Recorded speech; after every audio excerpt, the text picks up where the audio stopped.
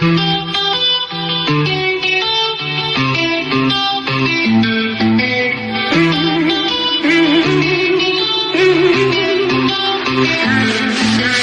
never hate my race, but until recently I didn't know history class was jacked completely. Found my new family with the team going free. My old family doesn't understand me, cause I am so pro-white. No coke, no Sprite, I am rolling with the bubbly, gonna be more white. I saw them twist history right before my very eyes. Insurrection Day, it's in the book and it's all lies. But now I am alive and well to tell it. But will generations down the line be able to sell it? I've always been a thinker on the search for both sides, but they label me an outcast and they cannot tell me why. Guess I'm just a black sheep, white boy who doesn't hesitate to make a lot of fucking noise. I'm the black sheep, white boy, and I wouldn't change a thing if I ever had the choice. Cause the red's the color I bleed. Yes, we all do bleed red. I have to protect my family. So why does affirmative action make them not hire me? Even in the countries where I'm the minority. Is my race just that awesome and no other could compete? Is that what the anti-whites are trying to tell me? Why am I always seen as such a threat? To the point they wanna strip me down till there's nothing left. Old friends from high school, man, I haven't kept one, but I got a new crew and it's where I belong. Cause if you ain't going free, you ain't rolling with me. And there are even anti-whites in my own family. But I am the one who's comfortable with myself. I try to save them from the hate so wildly raising hell. Cause I'm the black sheep, white boy who doesn't hesitate to make a lot of fucking noise. I'm the black sheep, white boy, and I wouldn't change a thing if I ever had the choice. Cause the red's the color I bleed. Yes, we all do bleed red. I have to protect my family. I heard that Scotland is too white, is Nigeria too black? Don't get your panties in a bunch, cause I have the right to ask. See, I'm the black sheep, cause I call it hypocrisy. And the media will give you emotions, but they will not give you honesty. Yeah, you have your feelings, but I have the crime rate. And I'ma shoot to kill if there's a danger my way. So I do not blame the cops, just the ones who are cowards, who hesitate to pull the trigger unless it is one of ours. Cause he's a black sheep, white boy who doesn't hesitate to make a lot of fucking noise. I'm the black sheep, white boy, and I wouldn't change a thing if I ever had the choice. Cause the red's the color I bleed. Yes, we all do bleed red. I have to protect my family. So I put my people to death.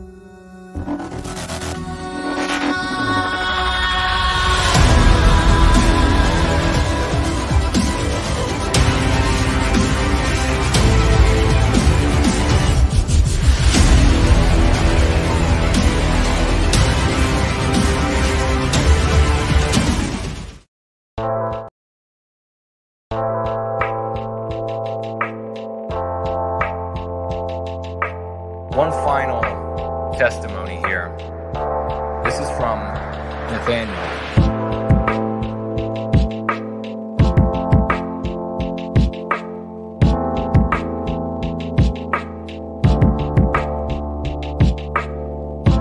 I just found this, and it speaks to me on a lot of levels. Too many forget that the continuance of a people should come from the love of one's own people, and not a hate for the other. I hate the mistakes I made. I wear them every day, and some I even wish I could take back. But time is merciless and flows only forward. I'm trying to rectify them, but some I may just have to live with. It's an uphill battle. Listen to this guy, No White Guilt. Listen to this guy, No White Guilt, No White Guilt, No White Guilt, Listen to this guy, No White Guilt, No White Guilt, No White Guilt, Everything from being a man to encouraging your kin to face tattoos, to how you identify yourself and your beliefs, to discerning your motivations for why you want to see the children of the West survive. Don't make my mistakes. You'll feel like a fool otherwise. Don't make my mistakes. That's from Nathaniel Nelson. A warning to him about the warnings that he wished he had somebody share with him.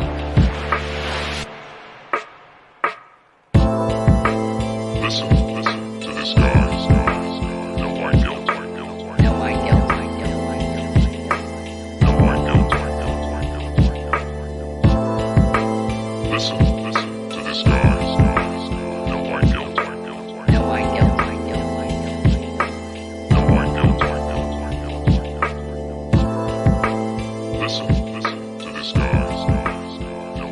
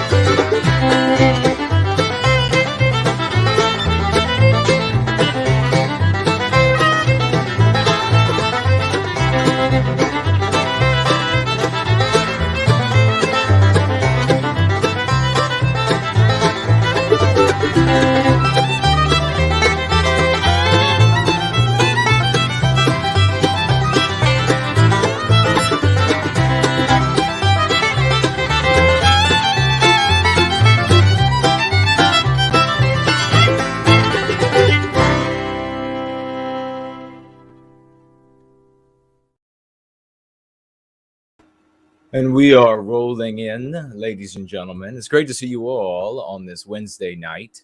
Can everybody hear me okay? And let me just make sure I've got that screen pulled up.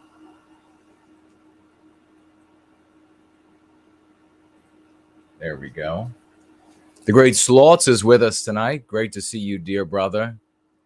A true champion in service to white well-being. Many Promethean hails to that champion, indeed. Many Promethean hails. Griffin is here. Wonderful to see you, my good brother. Rebecca is here. Hello, sister, and welcome.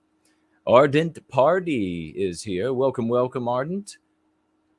Gramby, hello to you. Griffin says, link shared. Thank you very much for that. Yeah, I've been doing a little bit of testing with Twitter. It's been over the past, I guess, couple weeks, the first time I got any information back about this, and it's strange. It seems like apparently my tweets are not even showing up often, not all the time, in the notifications of people who follow me.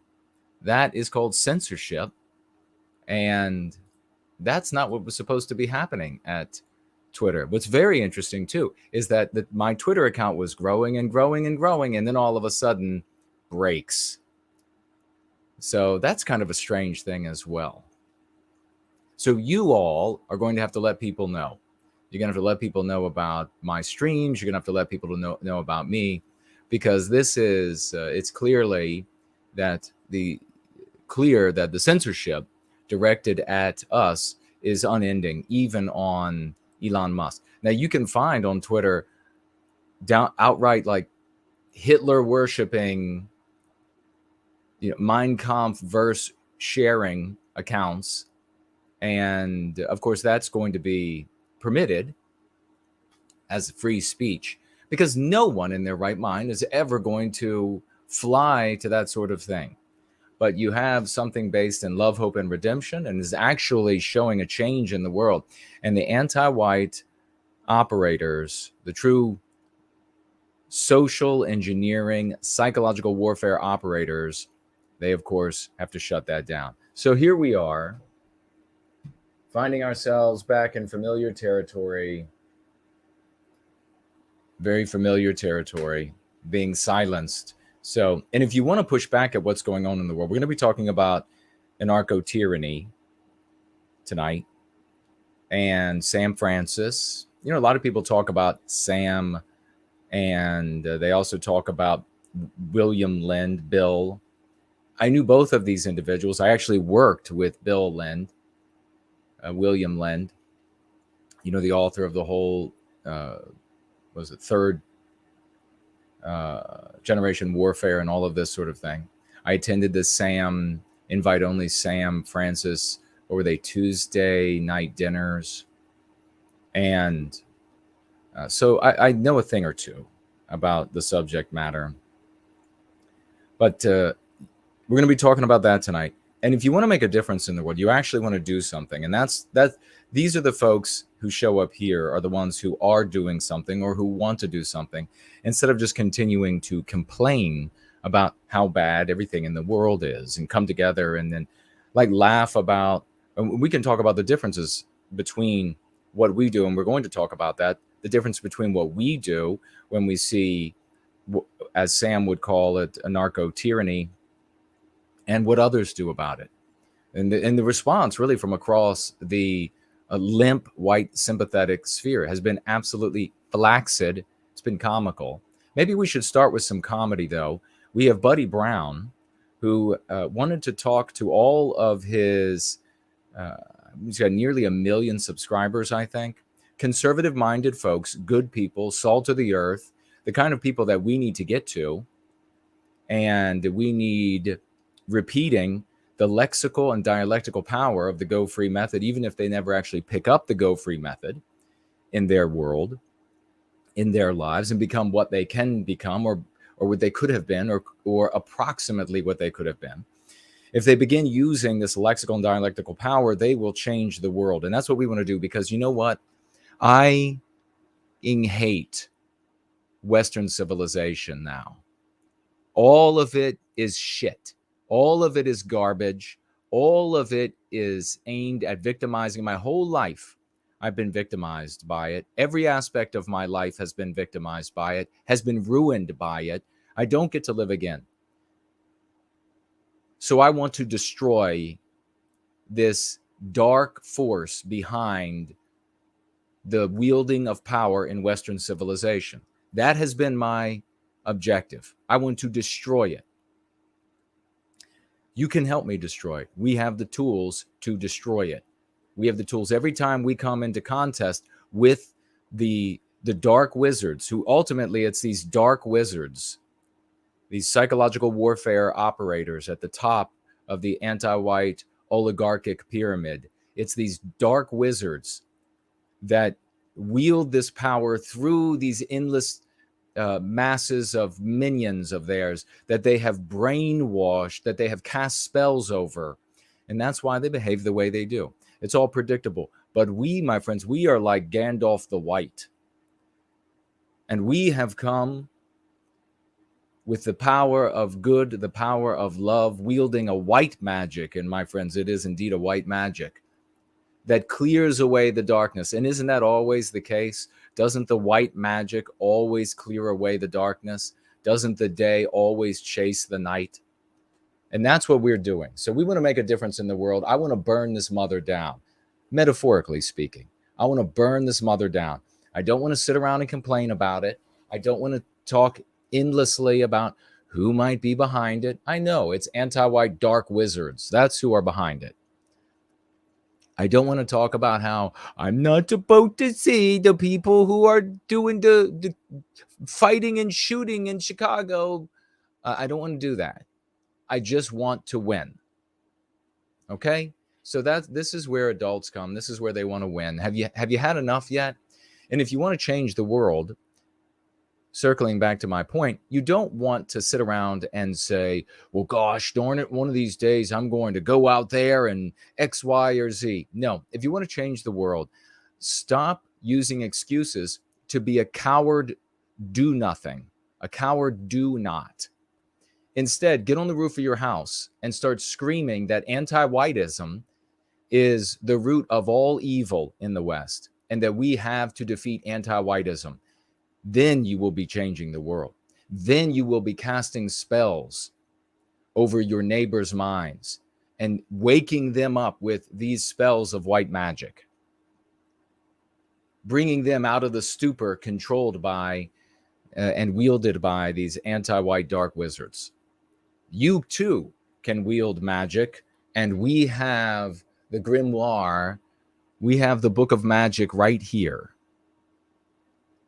It's even in audio form, although it does exclude all of the appendices that are voluminous and you would like to have them because they'll empower you. But it's right there.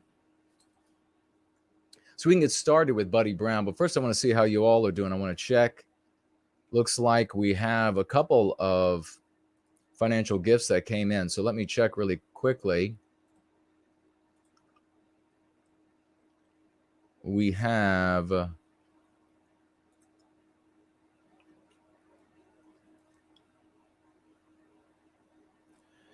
We have $5. Actually, you know what? We missed yesterday at the very end of the stream. It came in just too late. So let's go ahead and get out the raucous emojis to get started. Shelly, great to see you. And Misty is here. Look, hello to both of you good sisters. Misty says anti-whiteism ruined her family. It's ruined a lot of families. And don't you want to punch back? If somebody could tell you, if somebody could give you words of incantation that would push back against this dark magic that has besotted our people with insanity, if somebody could give you those incantations, wouldn't you recite them? Well, we have. We have those incantations. You can find them in the Go Free book,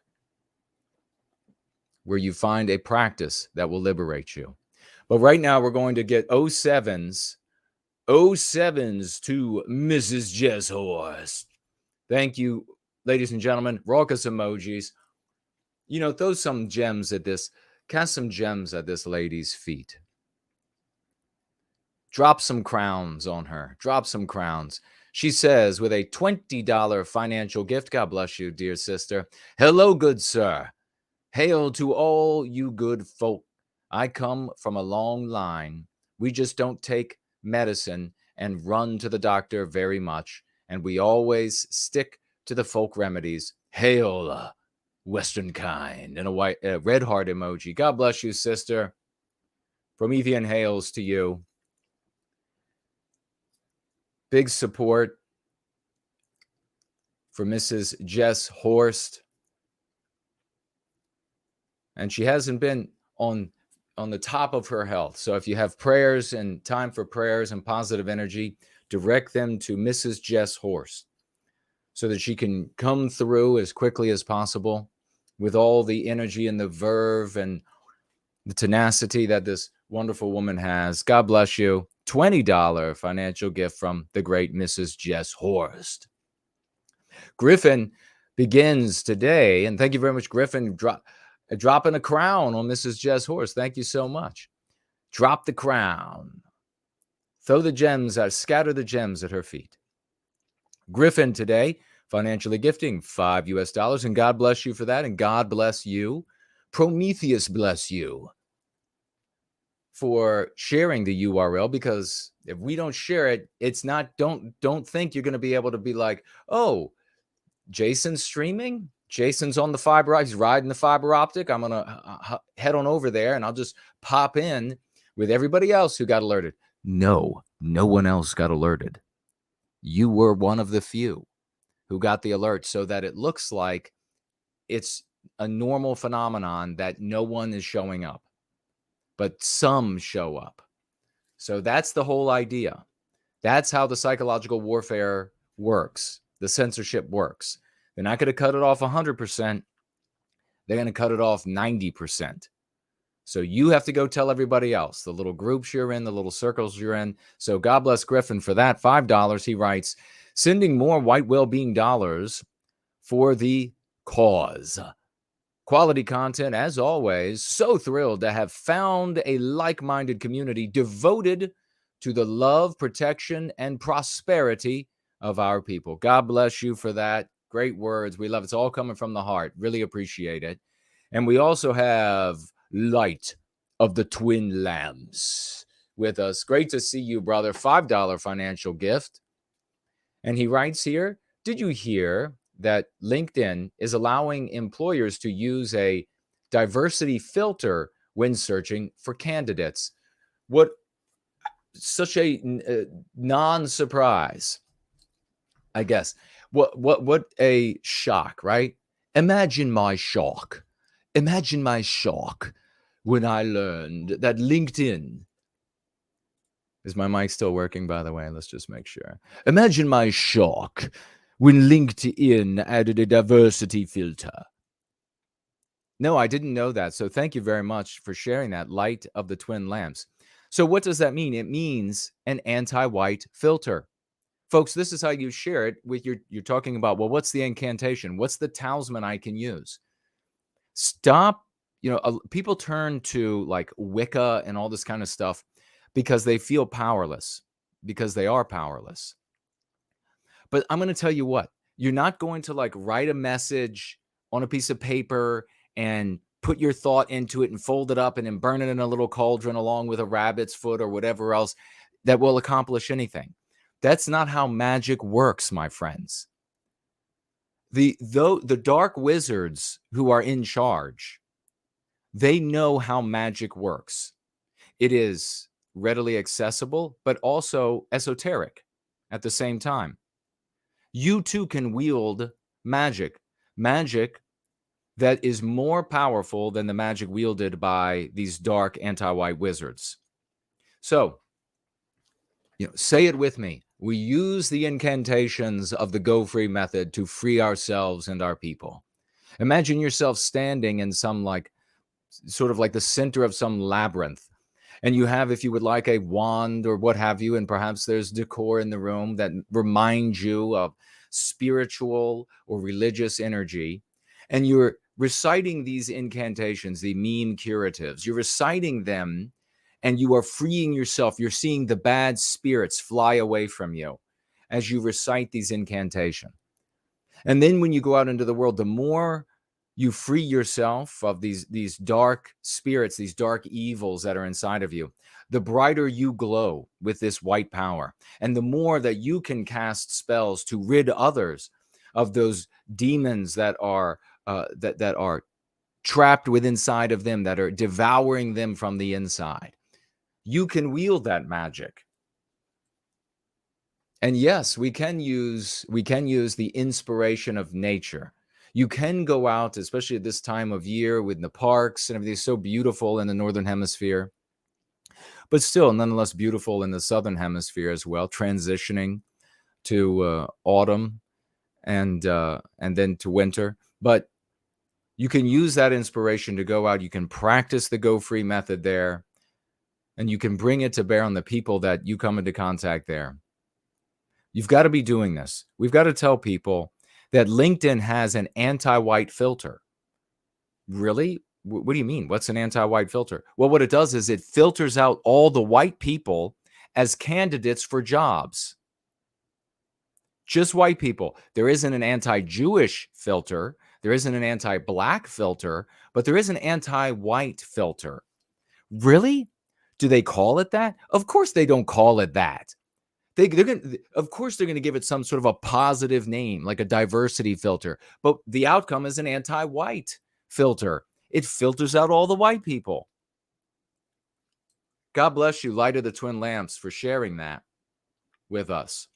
$5 financial gift from that champion. I want to also remind people, again, we're going to celebrate this coming Sunday, the great No White Guilt Clips. He financially gifted $800 yesterday, a true champion working man.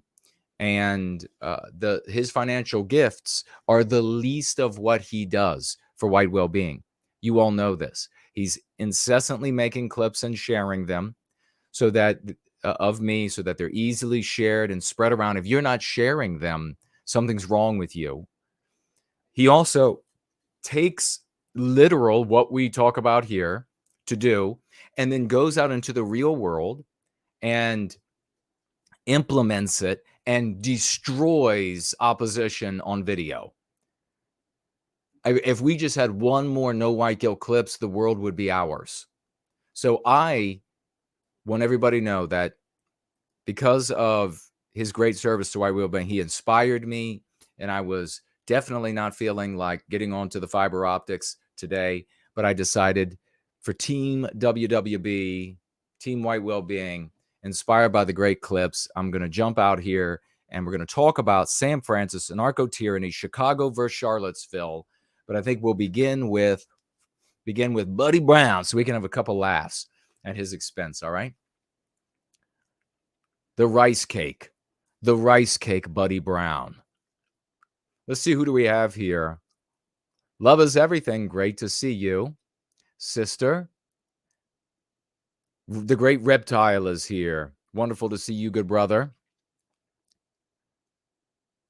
Caesar is here. Welcome, welcome. Yeah, we really have to appreciate, too, everybody here is working folk. So just sit back and say, all right, how long will it take me to make $800 net, not gross? How many hours do you have to work? Think about it. This is a working man, a young man. We got to give credit where credit is due. That's what going free is all about. Observant is here. Observant Pirate. What are y'all saying tonight? What's going on? What's in the news? The great Elaine Sabatino is with us. Another champion par excellence. Wonderful to see you. Wonderful to see you, dear lady. There's the great Victorian time traveler, a man with the passion of Clydesdales. The energy and passion, God, the good God Prometheus has brought him to us. What else do we have? Northwest is here. Great to see you. He says, hi, Jason. Thank you for your work. I appreciate that. Thank you so very much for saying that. And so that reminds me, if you want to get in touch with me over the course of this gathering, this roll-in gathering, and I want you to, then please tag me as No White Guilt at symbol No White Guilt in your message, because then it will turn orange for me to make it easier for me to see it. Things are a little blurry. You may also financially gift over the course of this gathering, as you are already hearing about people doing on Entropy. The description is in the link below. On Cash App, the description or URL, or the link, or I should say, Spoonerism, flip that around, is in the link below. And then you have the cryptocurrency of D Live available to you, and the cryptocurrency of Odyssey, as well as cash over there on Odyssey. And you can also financially gift with cryptocurrency over on Cash App. Although I don't know which ones, perhaps somebody could tell me which cryptocurrencies you are able to financially gift with on Cash App. I imagine it's Ethereum and Bitcoin at least.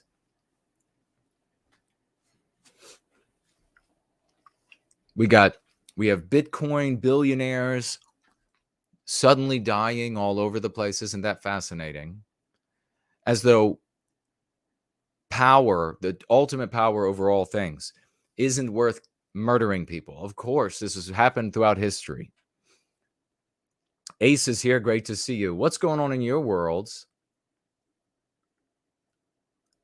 Misty, very sorry to hear about how anti-whiteism has destroyed your family. Very, very sorry, sister.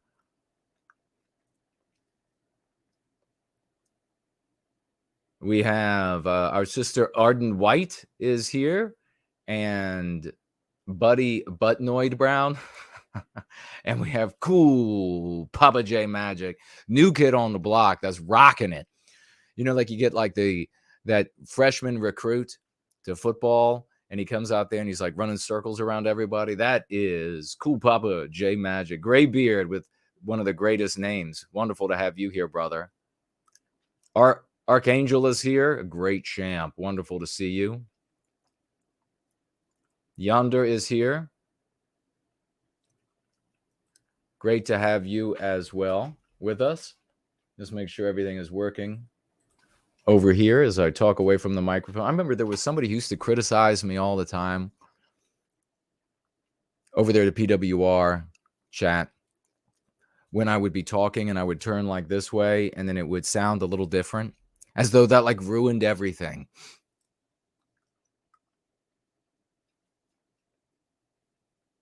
Excuse me. All right, what do we have? Yonder twice here says Malthusian crisis. I don't know about that. There have been many periods in history when thinkers thought that, oh, well, this is going to be the end of the world because we can only produce this much food per this many square miles of land, and it's going to be too many people. And so it's just going to be famine, disease, warfare until everybody's dead, and starvation, of course. But that always ignores human ingenuity. And each time people find more ways to produce food for needy population. So this is something that gets tossed around a lot in pedantic prattling circles. And I've heard folks talk about it numerous times. But you know, it was especially poignant pre-World War II. And yet we just keep finding more ways to pull more food out of the land. I would definitely not put a bridle on the ingenuity of Western kind and say, well, this is it. We can't figure out anything else. Same thing happened with oil, peak oil. Remember that?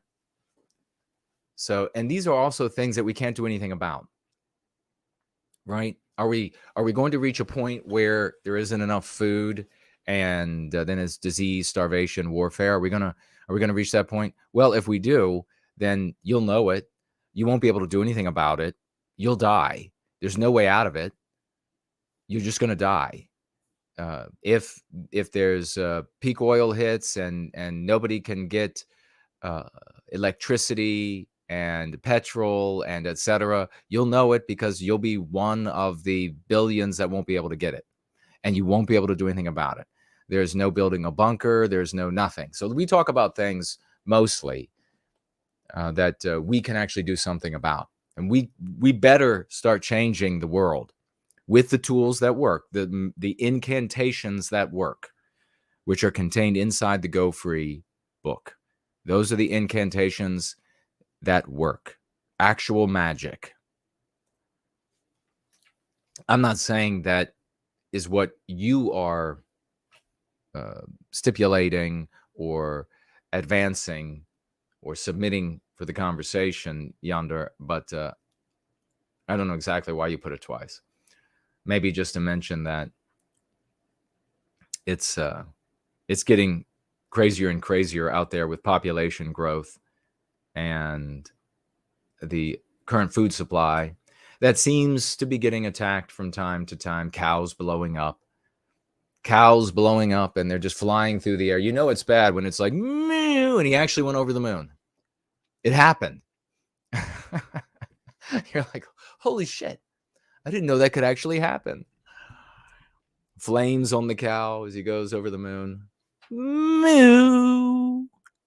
Holy crap, it's a drive-by moo. The great Fournol has appeared. Wonderful to see you. Mr. Blank is here. Benjamin is here.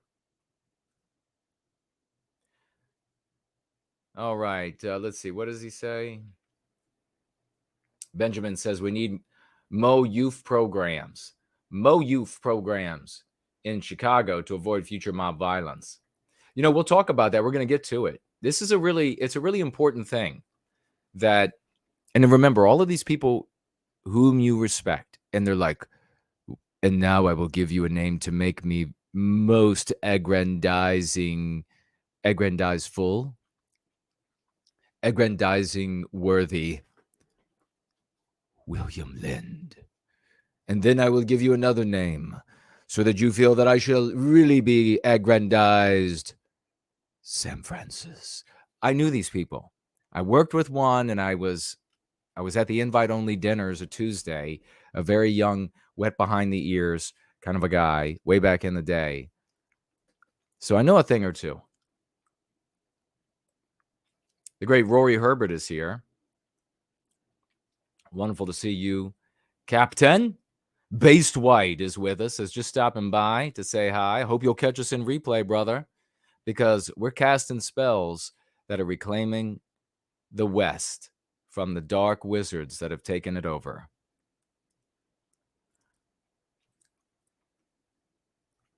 Fernol says, hail, Promethean hails to you, my friend.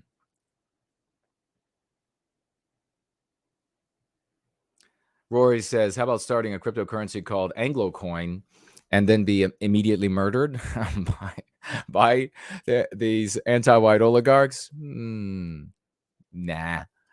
You see, this is the thing, is you have to know how to defeat your... You know who worships me? Sun Tzu. Sun Tzu came back from hell, and for some reason he ended up going to hell. And he came up out of hell to kowtow before yours truly, because he said, this is far superior. What you have figured out, Jason, is far superior to everything that all your white brothers out there, they will cite me left and right. Somehow all of your white brothers and sisters forget about Karl von Clausewitz, but that's because his book is like this tall, and Sun Tzu has a pamphlet. So they're able to read the pamphlet.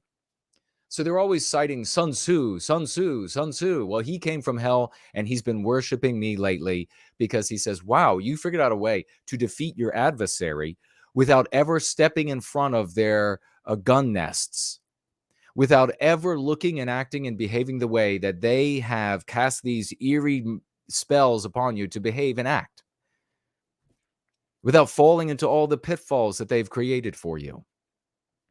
You figured it out.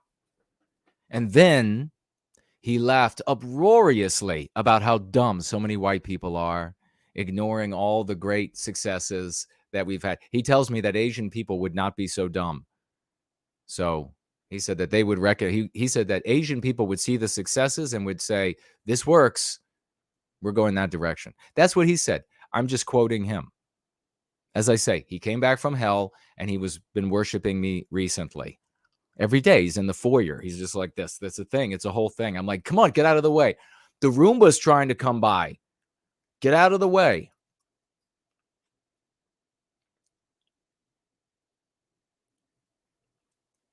Sam is here. Great to see you, brother. Says, hey, old brother. Good to see an unprecedented stream. You can thank No White Guilt Clips for that, because he inspired me. And I wasn't going to get onto the fiber optics tonight. Wasn't going to do it. But he really inspired me for Team White Wellbeing. You know, it's like we were out on the football field and I gave him a quick pitch to No White Guilt Clips. And he broke like 4 tackles, ran 90 yards for a touchdown. And I'm like, we're going to win this mother. We're going to win it. We are going to win it. All right. Is everything working over here? We also have, we're going to start with Buddy Brown. We're going to get into San Francisco Anarcho-Tyranny. What happened in Chicago? These things are happening simultaneously. We have deep, dark, dank anti-white tyranny in Charlottesville and deep, dark, dank anti-white anarchy in Chicago simultaneously. Sam is spinning in his coffin. And that's a feat because he was a little round. And it'd be tight fit in there. Okay, let's do this. But y'all reach out to me during this roll-in because I want to chat with you. I want to talk about things. I went to the gym today. What did you do? Let me check over here. A big hello to Spartan, who's over there on D Live almost all the time. Hello. And we have over here on Odyssey, is there anyone? Maybe. Hello, if there's anybody over there. If there's anybody on Rumble, hello to you. Anybody watching on Twitter, hello to you. If you're watching on Twitter and you know this guy called Musk, you might want to reach out to him and say, what the is the problem? Why is it that when Jason tweets, his tweets are almost never showing up in the vast majority of his followers? We pick here and there, and they're like, okay, tweet. Nothing. No notification. What's going on there, Musk? What's going on? Inquiring minds would like to know. We have Western Inoculator over here on Entropy. God bless you, brother. What a champ. And he writes with $3, never be black-pilled. Have faith in our people. We have always survived hard times. We absolutely have. And that's because we survive hard times when we look back to ourselves, when we look to our biospirit, when we quiet that inner voice and we listen for the voice of the West inside of us. And, you know, when you get started, it's going to be very difficult to hear. There generally is, or seriously, genuinely is a magic to this. There are things we still can't measure that are nonetheless true. And nonetheless, we see the force of that will in the world today. It's not the kind of trendy, silly ass, dream catcher garbage, you know, stuff that you see in holistic stores and these sorts of things. But there definitely is a magic out there, and we're tapping into it. And I believe that the people who are here, some at the very top, have tapped into it deeply. And the only way you can do this is by ridding yourselves of these demonic ideas, these meme pathogens, the demonic ideas. So let's go ahead. Thank you very much. Those are great words from Western Inoculator. Let's go ahead and pull up Buddy Brown. Where are you, Buddy? Now, does everybody know who Buddy Brown is? Does anybody not know? who Buddy Brown is. This is a very short clip, so we won't be making fun of him very long.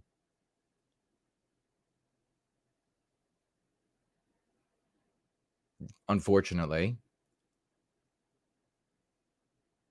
All we have to do is find it.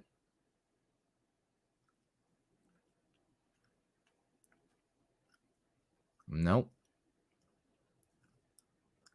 Nope. Not that either. What if, maybe if I do that? Why is it not showing?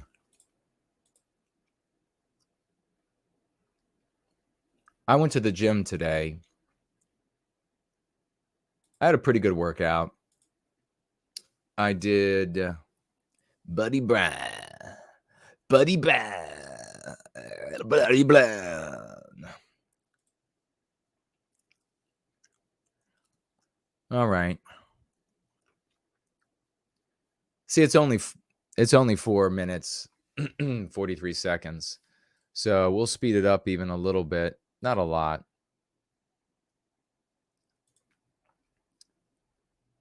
And then we'll get started and you all can tell me if you can hear. Buddy Brown is this fake plastic redneck character. It's like he's like a Hollywood redneck character. And I'm not saying redneck here as a positive thing, as true Southerners use the word redneck. Redneck outside of the South, occasionally, especially in the Northeast, occasionally carries a negative connotation, or often in the Northeast. In the Southland, Virginia, all the way down to West Texas, white people, Southerners, we use redneck, the vast majority of us, to mean law-abiding, tax-paying, industrious, creative, rig it, make it work, etc. Go to the moon, build spacecraft. Just go ahead and listen to all those guys that were in the Apollo missions. Listen to a bunch of those engineers talk, and you'll hear a very clear accent that you'll notice. And it'll be some variety of across the South. But also some of the other places. No, here, this is like the plastic, fake, kitschy redneck. He writes songs. He's like just a half-ass musician, in my opinion. Certainly compared to somebody like the great FourCornersG. I mean, obviously, Buddy Brown can sing better than me and make music better than me, but he's a half-ass. But what he does is he appeals to this sort of brain-dead, totally insipid, lackluster, race is not an issue kind of a mindset, and he perpetuates it, and he makes his money off of it. So he's rent seeking off of it all the time. This is what he does. Little bootlicker. So you can tell me if you can hear it.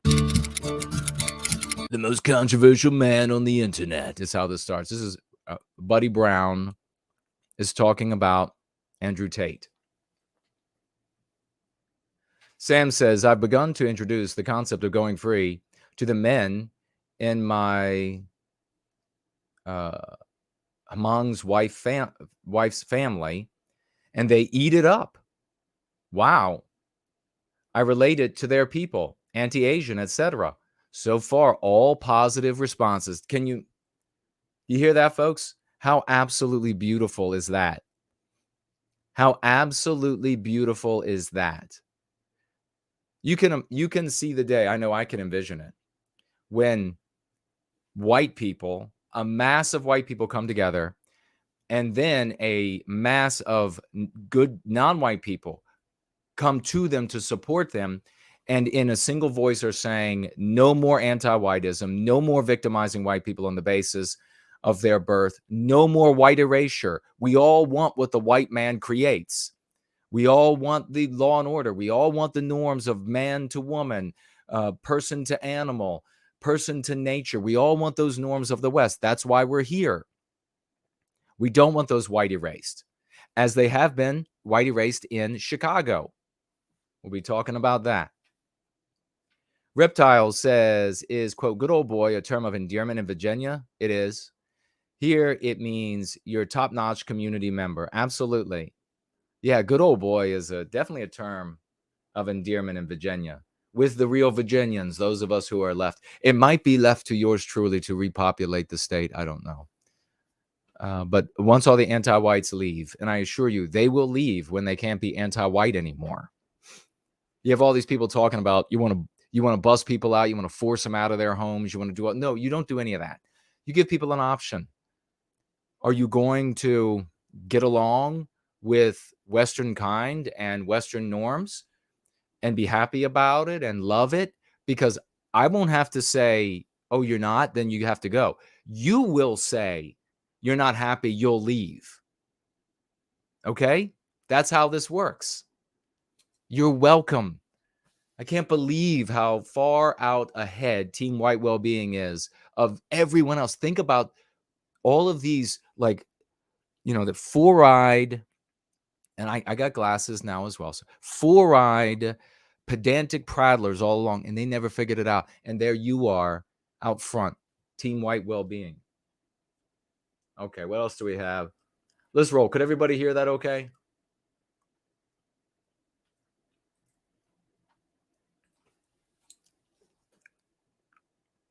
We have the best.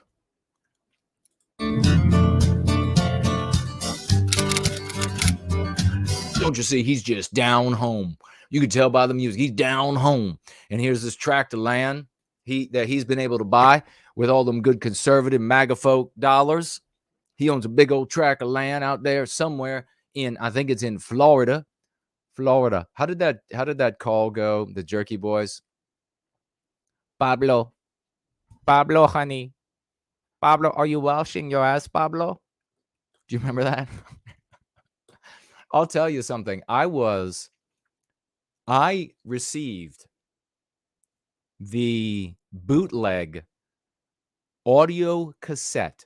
I'm dating myself, but that's fine, because why wouldn't I date me? I am hot and intelligent and charming and funny, and I can sing so. Why wouldn't I date me? So long before those discs came out with those crank calls from those guys who called themselves Jerky Boys, they had just cassette tapes that they were selling on like the black market. And here in DC metro area, you could find these calls. And so we had the full calls, a bunch of the calls that they put on the CDs. They edited the shit out of them and they cut them way down. But we had the cassettes with the full calls and they went way over the top in many of those calls. Paul is here. Great to see you. He says, I remember the Jerky Boys. Yeah, they were funny, weren't they? Pablo, honey.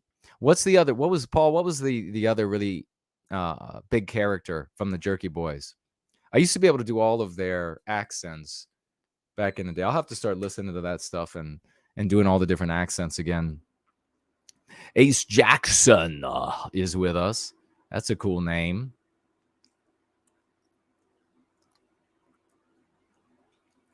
What were some of the other ones? Frank Rizzo. Wasn't that one of them? And then remember the one where he was a used car dealer? I used to laugh so hard at that stuff. He calls up like a dealership that's 50 miles from where he lives.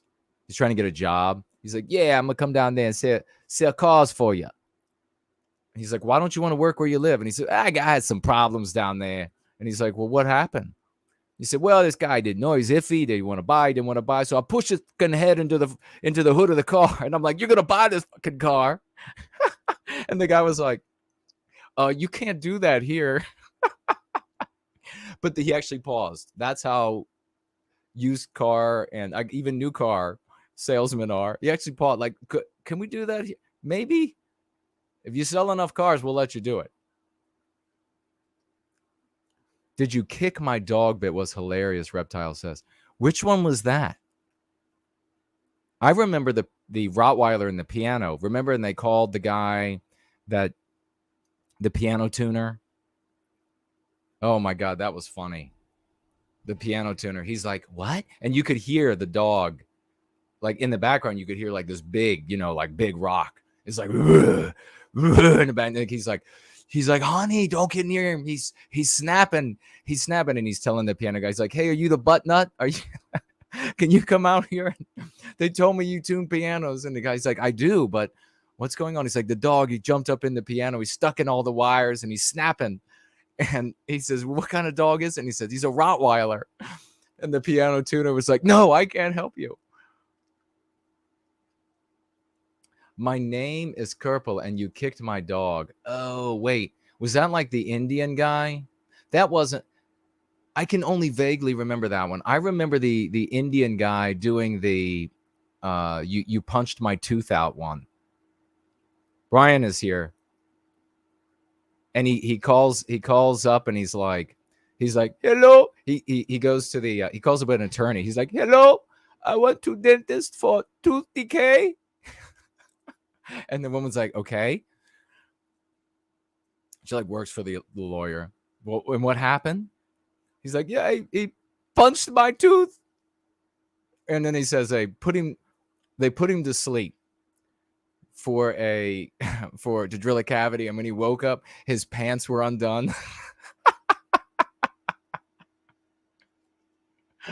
Oh God. That was so funny. Oh, I don't know we'll have to talk about more. We got to get to this. We'll talk about more of them though. I should listen. I used to be able to do those accents. I could do them all perfectly. I just got to listen again. Bros and Bros is classic. Oh my gosh. Biospiritual Taste is here. Great to see you. You know what I hate? It's this total mental thing. And I even heard, and I'm just, as I'm saying it, I remember someone actually sent me a clip. I had said this streaming a long time ago that sometimes when I'm streaming, my nose will start itching.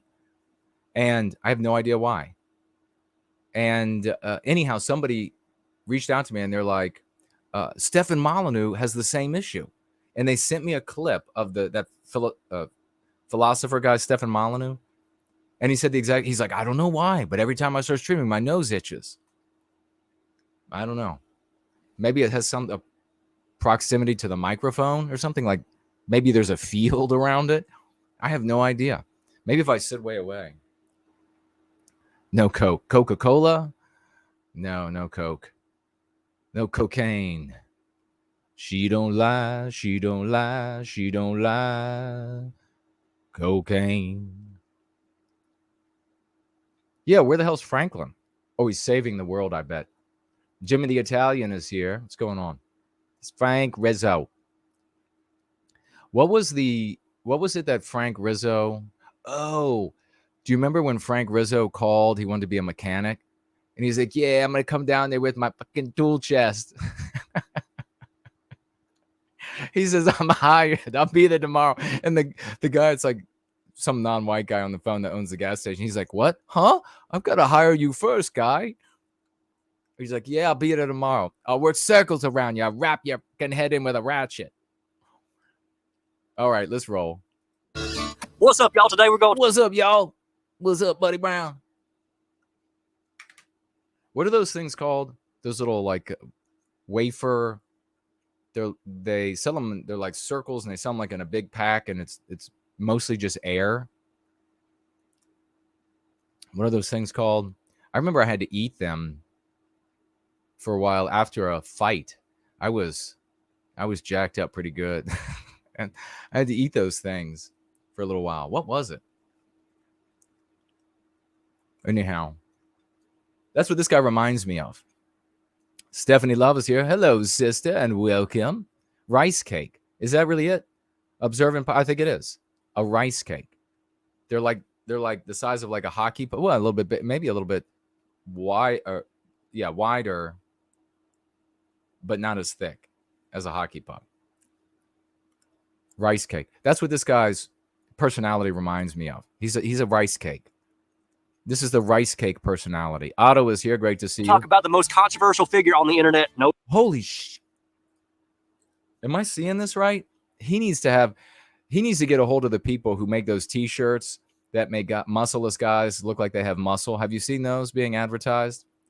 They're like, Freddie, don't worry that you're totally out of shape. we just, they smack him on the back. He's like, we got these t-shirts, make you look totally jacked. I'm not buying it. But Rice Cake Brown here needs one of those t-shirts because look at this. Is this really, can you see my cursor? What is this? Is he pregnant? I mean, are we finding out that that Buddy Brown is really Bobby Brown?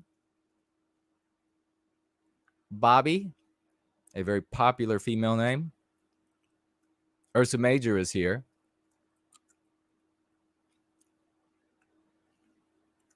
Oh, it's not a Bud Light can. If you want that video, I did it last week. Go ahead and check that out. We're going to talk about it. Talk about the Bud. Look, there's another one right here. Holy shit. This guy's got more rolls than a sushi bar. I named Andrew Tate. Oh, if you don't know him, Andrew Tate. Your kids do. Your grandkids Oh, if you don't know him, your kids do. do. I promise you that. Okay, the grandkids know him. So he's talking about Andrew Tate. This is a brand new video. It's like true to form. It's like Rapunzel told me, like she said, this guy's just like any like boomer out there, even though he's not boomer age. He's like a boomer in that he's like 2 months behind on the news. And he's like, it's brand new.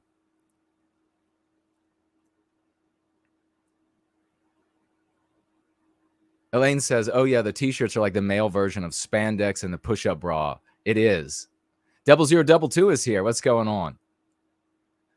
I'm suddenly feeling the need for sushi. I can tell you all the funny. A lot of sushi rolls going on here. I think he actually has man titties. Somebody get this guy a man's ear. Let's get him a man's ear. Do you think he wears the teddies with he and his wife? God, that's a gross thing to envision. The Chanter is here. Hello and welcome. Irish Jim. I'll tell you something funny about sushi. I was with Rapunzel and I ordered sushi. Enough for both of us. And she was just quietly playing along. And then it arrived and I began eating and I was showing how to consume the sushi.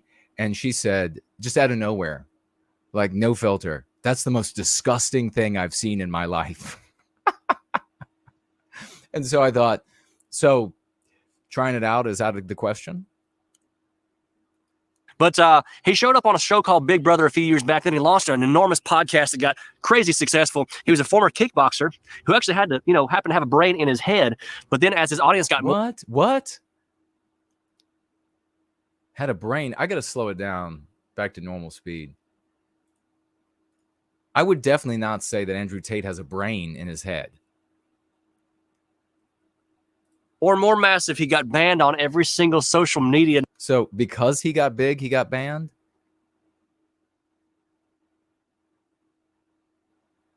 I'm pretty sure that Buddy Brown is bigger than the last time we reviewed him. I sure hope that UTV comes in spandex so that it could stretch to fit him as he gets bigger. He was a former kickboxer, okay, who actually had to, happen to have a brain in his head. But then as his audience got more and more massive, he got banned on every single social media network there was for quote unquote misogynistic views. And that's okay. So what was the error he just made there? He's using their terminology, which legitimizes their ideology. We would say, if as I'm censored and banned, it's because of heresy to anti-whiteism. where it gets interesting. Just as out of curiosity, is it just me, or does his beard look just like the fake beard on that what was that guy, Tim whatever, on that movie Santa Claus? That fake white beard that had him in. This guy's beard looks just as fake. He was just recently held in a Romanian prison with his brother for about 2.5 months under the allegations of human trafficking with no hard evidence so far whatsoever. So, like I said, if you don't know him, your kids and grandkids do. So this is exactly why I'm bringing it up today. Now, I'll start with this. I don't know Andrew Tate, never met the guy. But what I will say is, what I do to try to figure people out is I put them on a scale. All right? It's going to get good. It's going to get real good. I put them on a scale. All right. I'm going to throw some really deep stuff at you. Let's see what the scale is. Scale that I use to discern a man's character. It's not 100%, but it always seems to work pretty dang good. The first thing I do is it always seems to work pretty dang good. All right. That's an interesting construction, but let's go. Know nothing about a polarizing character whatsoever. I look at the people who hate him. Interesting, right? No, it's not interesting. If this guy's brains were dynamite, he wouldn't even be able to blow that cap off his head. What an absolutely vapid loser. I just look at the people who hate him and hate a person, and then I decide whether or not I love. No, you can't let your victimizer, or you can't let others dictate your conclusions. This is why people run at machine gun nests, metaphorical, in defense of Western kind. That tells me almost everything right there. And they all seem to be feminists. They all seem to be beta males. They all seem to be liberals and women who are outright proud of being prostitutes. Huh. So using... You know what I say, huh, to? Why is it when he used the word prostitute, he pointed at himself? Did anybody else catch that? Watch this now. Let's see. Reptile says this guy's family tree is a Christmas wreath. Does he have summer teeth? Some are over here, some are over there. That's funny. Yeah, it's a big circle. It's a big circle in the family tree from Buddy Brown. Watch him point to himself when he uses the word prostitute. Seem to be feminists. They all seem to be beta males. They all seem to be liberals and women who are outright proud of being prostitutes. He's pointing at himself. He thinks of himself as a prostitute because he knows this whole shtick is fake. The rifle behind him, a shotgun behind him, his UTV. This guy's not out mud bogging and hunting and everything. The only way this guy could get hurt is if his TV blew up. Huh. So using that same scale, if I know nothing about him whatsoever, I look at the people who love him, which are usually predominantly like an 80 to 90% male audience. The reason men love him is because of Andrew Tate's message. He says stuff, and I quote, the percentage of pedophiles that are male is very high. A lot of men out there who don't want to be feminine. They want to be masculine. And they want to go... What? They want to be masculine, and he pointed at himself. That's his wish, not a reality. Love him is because of Andrew Tate's message. He says stuff, and I quote... this guy is less masculine than his grandmother. There's a lot of men out there who don't want to be feminine. They want to be masculine. And they want to go to the gym. They want to work... That's what he gets in the mirror. Like Stuart Smalley. He's like, I'm masculine, and people like me. Work hard. They want to protect their wives. They want to protect their family. And they want to drive a really nice car. You know, part of his game is he's going to say something that's true, but in an outrageous way, which is where him and I differ. I don't believe you need to say something outrageous just to have something true. True is true. GDSOB is here. Hello and welcome. Ash is here. Hello and welcome. Ursa saying, who is this guy? Well, hello to you, Ursa. Hello, sister. This is the fake plastic Buddy Brown that makes six figures off of MAGA people, conservative people, salt of the earth people. And he keeps them blind to what's really going on in the world with the messaging of Con Inc. When you listen to the guy talk, it's really hard to know what is satirical sometimes and what ain't. I will say this, though, as far as him being banned for misogyny, I do believe that everybody who's been banned from social media under that heading right there needs to be reinstated immediately, since there's no social media site. Great wish list. Thanks so much. I believe that if you've been banned for that heading, that you need to be reinstated immediately. Now buy some more of his albums. Screw you. in the world that can even tell me what a woman is, you are not allowed to have a problem with anything that gets said about something you can't even identify. So put them back on. But coming back to put him back on. Otto says, you're just flinging plates at this guy. Man, I'm just getting started. I'm just warming up. my scale, which is very, very important. If the issue is global warming, if the issue is tax increases or gun control, all you got to do is put them on that scale I told you all about. This scale that is, the last time I saw something as ugly as his scale, I flushed it. Because if all of these people are for it, then I know immediately I'm against it. Because well, what is it about all of them? They're anti-white. That's what your audience needs to hear. That's what your nearly 1 million subscriber count needs to hear. these are proven evil as hell people right here. I also think that it's really, really sick that a lot of these hardcore liberals were so excited when Andrew Tate and his brother got arrested under the allegation of human trafficking. That's sick as hell. You're actually getting excited about that? Don't you understand that means that somebody was getting trafficked? What an idiot. They're not excited because of trafficking. They're excited because they hate Andrew Tate, and him getting arrested is something to rejoice about. Boy, this guy is dumb. He's so thick. He's stolid. You have to be pretty damn evil to hope that these kind of crimes were committed. That's all I'm saying. But liberals and feminists don't care about the other people. They just care about winning. And that's why we are where we are. As far as Tate goes, he's not somebody I would recommend as a role model, and definitely not if these allegations turn out to be true. But I do love. I think that color he's putting in his beard is leaching into his skin and cooking what's left of his brain. That there's a huge movement out there, with myself included, to bring back true masculinity. But I do. I'm what? His self included, to bring back true masculinity? Does he strike you as a real hero of a man of the West? You think there turn out to be true, but I do love. We can't afford to have more masculinity like Buddy Brown. I was born with more masculinity than this guy has. That there's a huge movement out there, with myself included, to bring back true masculinity. But I do think that Tate's style of showing it, with driving Bugattis and posting, pictures of himself shirtless all the time in yachts full of naked women. He loves that. You can see in Buddy Brown's face right here. He loves that. That's what he thinks that's the cool, that is masculinity. I'm afraid, my friends, that's nowhere close to masculinity.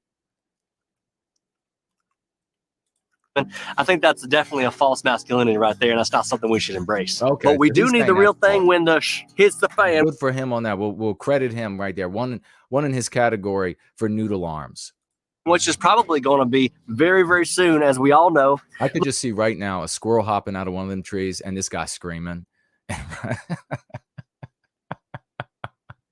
hopping up in the back of that UTV, grabbing that shotgun, pointing it the wrong way, blowing his arm off. I'm sorry, I took that too far. I really did.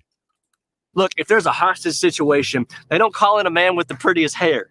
If there's a fire in a burning building, you don't go find a guy with skinny. They call him the guy with the most color in his beard. He's over there with a Sharpie. Dress pants and no socks. You go find a real ass man, as you damn well should. That's all I want to say about Andrew Tate. Some nuggets of truth in there, but put them on that scale, and it's going to help you figure a lot of people out, at least 90%. Always work for me. God bless you. Be good. All right, so that's it for Buddy Brown. We'll see what you all have to say, and we'll get into. I wanted to have some fun with Buddy. Good old Buddy. He's such a nice guy. Did his hands change color? What the hell's going on with the bottom of that screen? Buddy Brown is virtual reality. Holy shit. We knew it all. Hey, the great Mrs. Jess Horst is here. She says, I'm driving now on the road, but I'm listening. Hello, hello, hello, Westman. Well, a big Promethean greetings to you, dear sister. Misty says, a Buddy does not strike her as masculine. Okay, if he's If he is masculine, what is tantamount to his masculine? Oh my God, look at this one down here. He absolutely has titties. That is some nasty stuff, man. Come on. You got to get into better shape. And what's that shirt say? Teddy. What does it say across the bottom? I can't see it. Teddy titties. Maybe Buddy's transitioning. And he's going to let it sneak up on everybody. Maybe that's what's going to happen. He's going to show up the next one stream or one video. He's going to show up and he's going to have a wig on, long hair. He'll keep the beard, though. He puts a lot of work into that beard, for God's sake.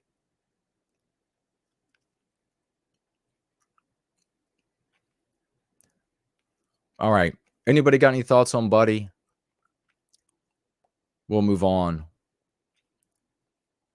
Ash says, I've seen him a while back. He looks like another grifter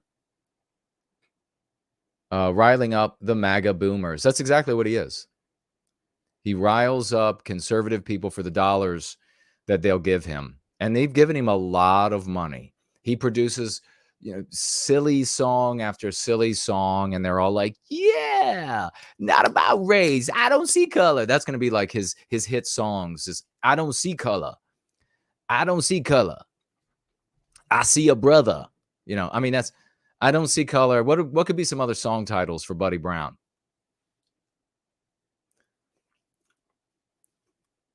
My New Man's Ear. My New Man's Ear. Victorian Time Traveler says, like I said last time, the accent sounds fake to me, just like Larry the Cable Guy, who I met in person once. I bet he doesn't talk like that all the time. Probably not. He probably puts it on. There are some British content creators that thicken up their accents because of the way it appeals to some women and the way it signals their little hamlet in the UK somewhere. It's really ridiculous. It's a ridiculous thing to do. He talks to his audience in a condescending way, says invisible dissident. Yeah, he does. But his audience, the majority of his audience, they don't know. I mean, if they could listen to us, if they could listen to me, if they could put an actual man of the West up beside Buddy, maybe they would begin to see through this sort of effeminate, tittied, rolled claim of masculinity. Maybe they could see it through it very clearly then. But this strikes me as what you sometimes will see across the country, where a guy will have like a great big truck or a Bugatti or whatever it is, and there's no substance whatsoever. The Bugatti never hits the road in a real way that isn't just trying to be flashy. The truck never actually goes mud bogging. It's the same rehash stuff for what is increasingly, and look at what you could see, the music of the vast majority of these folks is country music. And it's not like, what was the guy's name? Cole or Hank Williams Jr., The Good Points and The Good Times. None of that. It's like, it's the Hollywood country music where they bring out the men in women's clothing to dance and sing and do a show for them. And they're all like, yay, that's country. Oh God, what's that song? I can't sing it. I can't. I don't know all the words. But you know the one I'm thinking of? If that ain't country, I'll kiss your ass. How does that song go? I'm not going to do the whole song.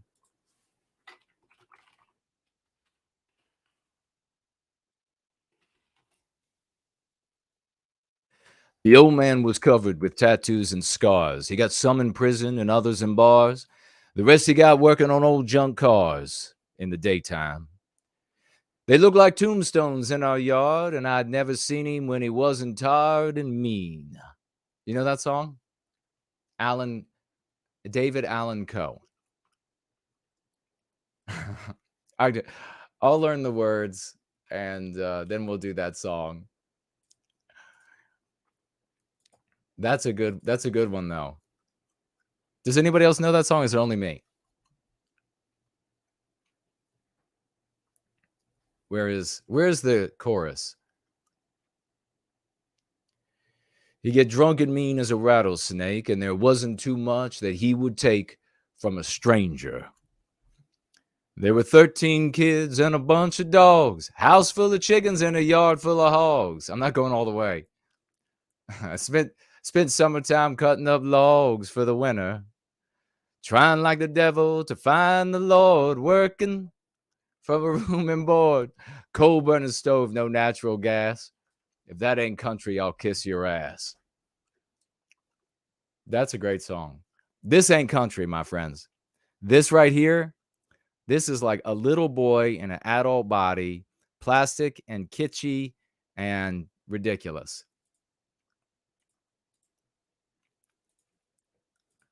All right. Let's get on to, where y'all at? Let me see what my friends are saying over there on D Live, if anything. Okay, we're good there. Odyssey, we're good there. Hello, if anybody's over there. Oh, Spartan showed up over there.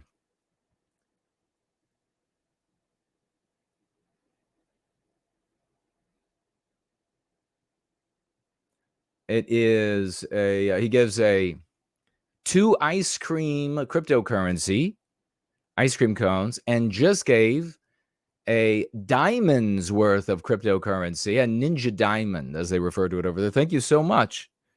Thank you so much, my good friend. Spartan over there says, I don't see color. Red, green traffic light. Wait, should we write, Fernal, are you still here? Why don't we have a I don't see color spoof song for this guy? You know how many people I think we could bring over? Is Fernal still here? Somebody asked Fernal, why don't we have a country song, I Don't See Color, by Buddy Brown? We definitely need that song. Oh my God, that might be a great idea. That actually might be a good idea. Helios Abbott is with us. Wonderful to see you. Alex is here. There were 50 holes in my old tin roof. Me and my family was living proof. Coal, what is it? Is that the coal burning stove again? Did they go back there? No, it's not there. Me and my family was living proof. The people who forgot about poor white trash, and if that ain't country, I'll kiss your ass. If that ain't country, it'll hair lip the Pope. If that ain't country, it's a damn good joke. I've seen the Grand Ole Opry, and I met Johnny Cash. If that ain't country, I'll kiss your ass. Oh, look, Fernal. He is here. At dinner time, please give our Promethean greetings to the great Mrs. Fernal. Oh, she made bacon? I'll be right over. Bacon crack. So he says, I don't see color spoof song. Will do. That's how talented the people are in our community. You don't get to meet people like this. This is the only other place you can find people with that much talent, but they're deranged, is working for the anti-white oligarchs. They're like, quick, we need a movie of XYZ. And they're like, okay, I can do it. And then when they get done looking at kiddie porn, they get right on it. We have healthy people that can do these things in the blink of an eye. David Allen Coe.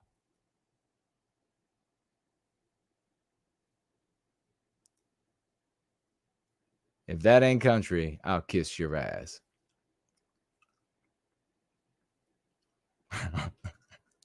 All right. Let me close this here. Why don't we talk about Rapunzel? Likes that song, doesn't she? Rapunzel with her long blonde locks in braids.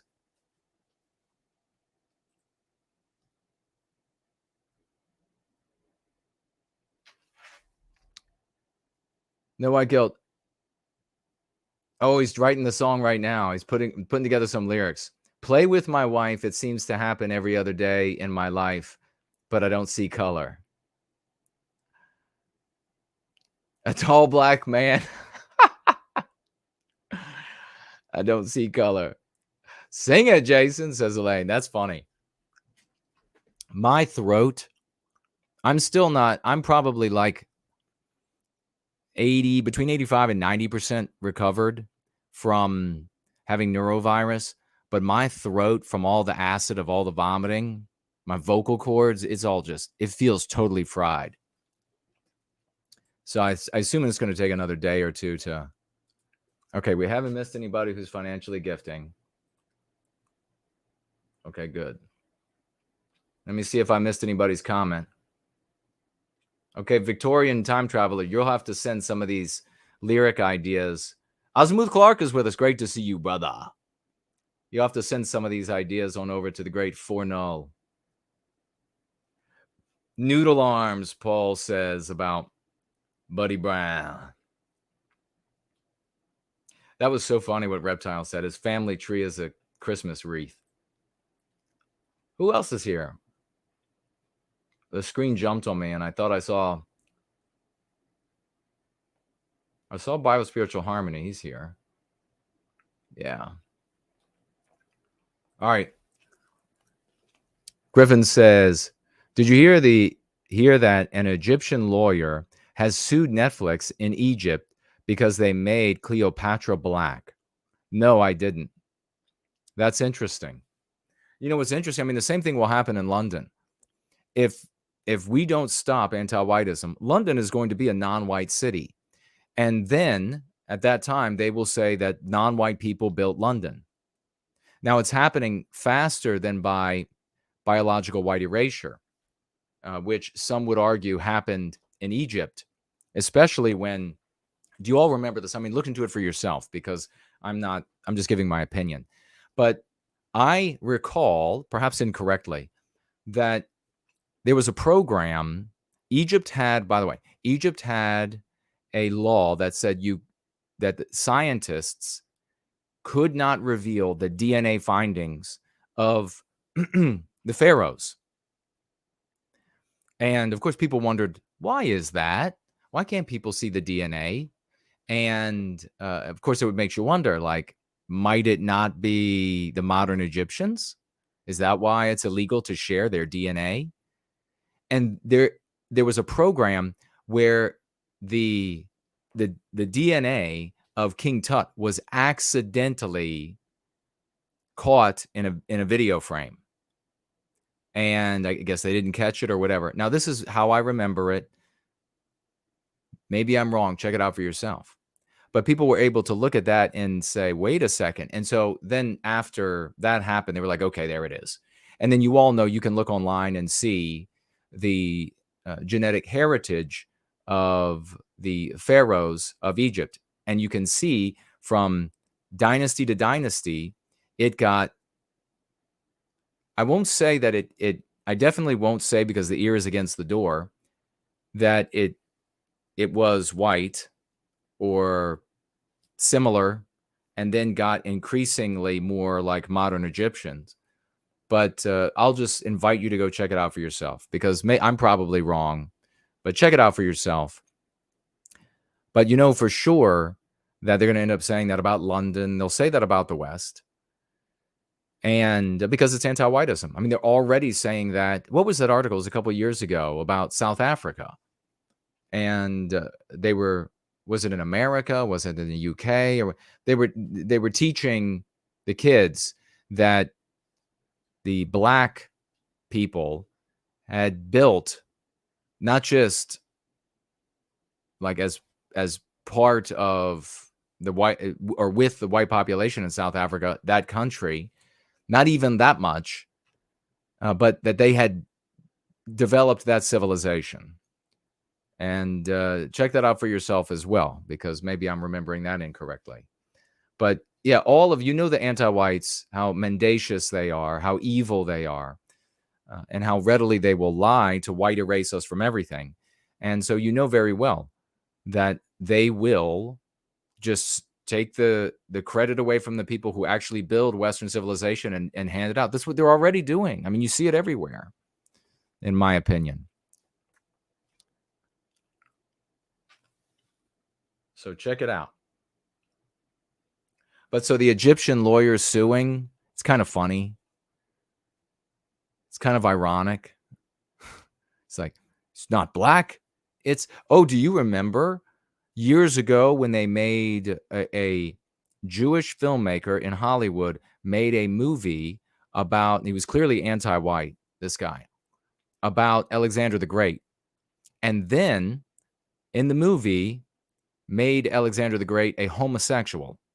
And people asked, where do you find evidence that he was a homosexual? And this guy actually said in an interview, because his lifelong best friend was a guy. And they were like, well, that's not evidence that he was a homosexual. And he's like, I don't care. That's how I want to make my movie. So then he just fell back into, well, it's just my art. Well, of course, the problem is people don't know the difference between art, fiction, and reality. So you can now talk to people everywhere who will say to you that Alexander the Great was a homosexual. Well, why do you think that's the case? Well, this movie that was produced, I've had that exact conversation. Well, I bring that up because there was a team of lawyers in Greece that tried to sue this filmmaker. You can look this up for yourself. Tried to sue him for making Alexander the Great out to be a homosexual. And I believe it was they couldn't sue him. It ended up, I mean, they're in a totally different country, and even though it played in their country. But I mean, they will just rewrite it all, folks. It won't matter how much you did. It won't matter how much our people have done. And to that point, I'm going to share something that's really important. This goes actually to Kermit the Frog in Canada, who says that you can't claim pride in your people. You should never do that. You should never take pride in your people. You should never take pride in their accomplishments, because if you do, then you somehow deny yourself of the drive to do wonderful things. The reality, of course, I've talked about before, is the exact opposite. When you deprive a people of their history, you eviscerate them, you vitiate them.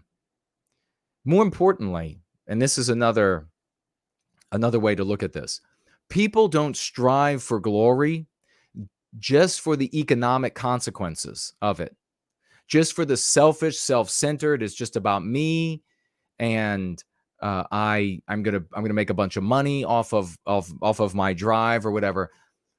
We like to get the things that we can buy with money, but there is no replacing that feeling that we get from doing something for a group to which we belong, for which that group will aggrandize us, will celebrate us for that work. The clearest way to see this in action is to look at immigrant groups, non-white groups in the West, where when they have tight families, family units, and it's cousins, and all of these families are together, they measure, and this is another thing that Jewish people do very well, they measure each other on this metric of who's doing the most relative to the cousins, relative to the brothers and sisters. Who's the one that's accomplishing the most for the people, for their families, etc. You don't have that in the white race, for the very express reason that we are radical individualists. In the United States, for example, we had these great accomplishments. You had in Germany, you had these great accomplishments. And when people were doing these things, I mean, you can look to these great inventors and these great explorers. And in every case, what were they doing? They were holding up their flag. Well, the flag represented our biospirit, because it is our biospirit manifested in that particular hue of Western civilization. They didn't go there and stand like on the North Pole or the South Pole, or they didn't fly across Lindbergh style the Atlantic. They didn't do these things and then just stand up there and say, it's just me. I did it for me. No, it was because they felt that there was this great family around them that would take note of this glorious thing that they had done. What an evil thing to take a race of people and deprive them of that and think that, well, no, if you're just in it for yourself and you're in it to make your dollars, then you'll achieve really great things. No, bullshit. You look out at the high schools today, and like there'll be this enclave Indian community there, and their family members are all like working hard as hell. Even the most like average of folks are working hard as hell at school, getting good grades, and they're in this intense competition, both competition to do better than each other, but at the same time to do this for their group and to be this big representative of this success in their group, in their people. And you compare that to the white kids who have been given like James Dean, and it's like you're a rebel with no cause and you're just kicking rocks on a street corner, and how many dollars do you get out of this or not? And that's what your value is. It's what Kermit up there in Canada tells you to do the exact opposite. We need a people. When you can't hold a flag up, an American flag up anymore. Did you notice that? Can you even fathom somebody doing something really great and then holding up the Stars and Stripes or holding up the Union Jack? Who is that? Who does that represent now? It doesn't represent a people anymore. This is one of the reasons why black people over the years, it won't be the flag that they fly. It won't be the Stars and Stripes. They don't feel like that's their people. They'll hold up a black fist because that's to say, this is my community. Now they got their own American flag, as like Shelley was talking about. Now they got their own anthem. They are building things that make their members excel. They are building a matrix that makes their members excel. While we have people like Daily Caller and Kermit the Frog and Benny and all of the others that are doing everything they can to break down the matrix around the lives so that we're of white people, so that we're deracinated, and nobody wants to strive for the glory of our people. Can you see how insidious and evil this is? And how scary is it? I'm asking you, how scary is it that so few of us, I mean, maybe none beyond this corner of the internet, talking about it? That's some scary shit.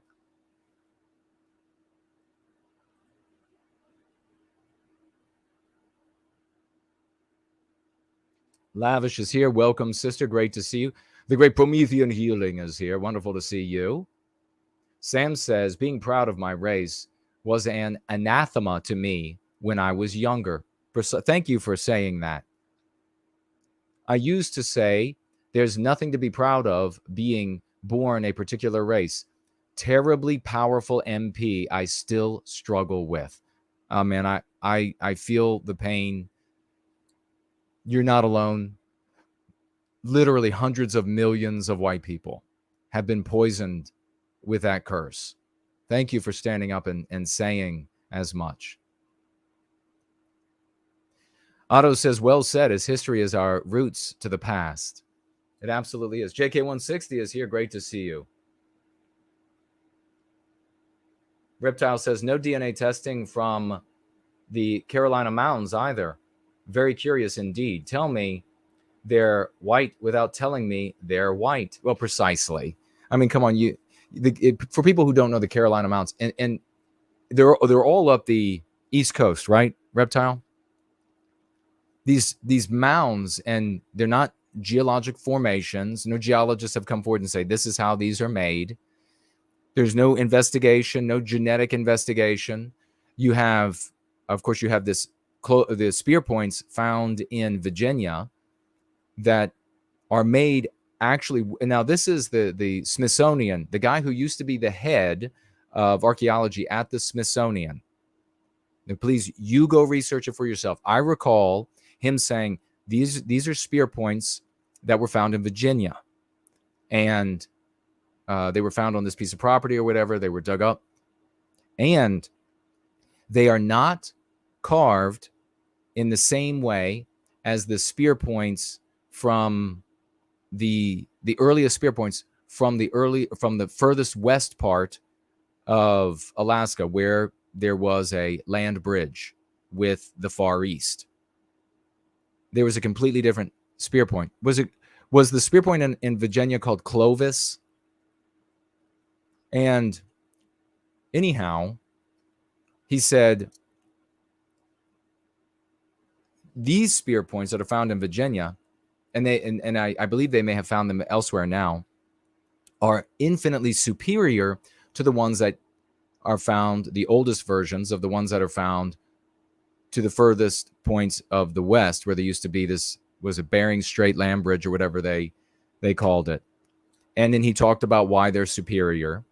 So he said there's no linkage from going from like the people who came across the land bridge making these inferior spear points to making these superior spear points. There's no step-by-step. It's that these occur in a frame of the archaeological landscape of time, and then they're gone. There's no building up to them. They appear, and they are all over, and then they're gone. And he says, but even more importantly, please check this out for yourself to be sure, to make sure you got it right, that I've got it right. The stone that those particular ones were made from comes from France, or came from France.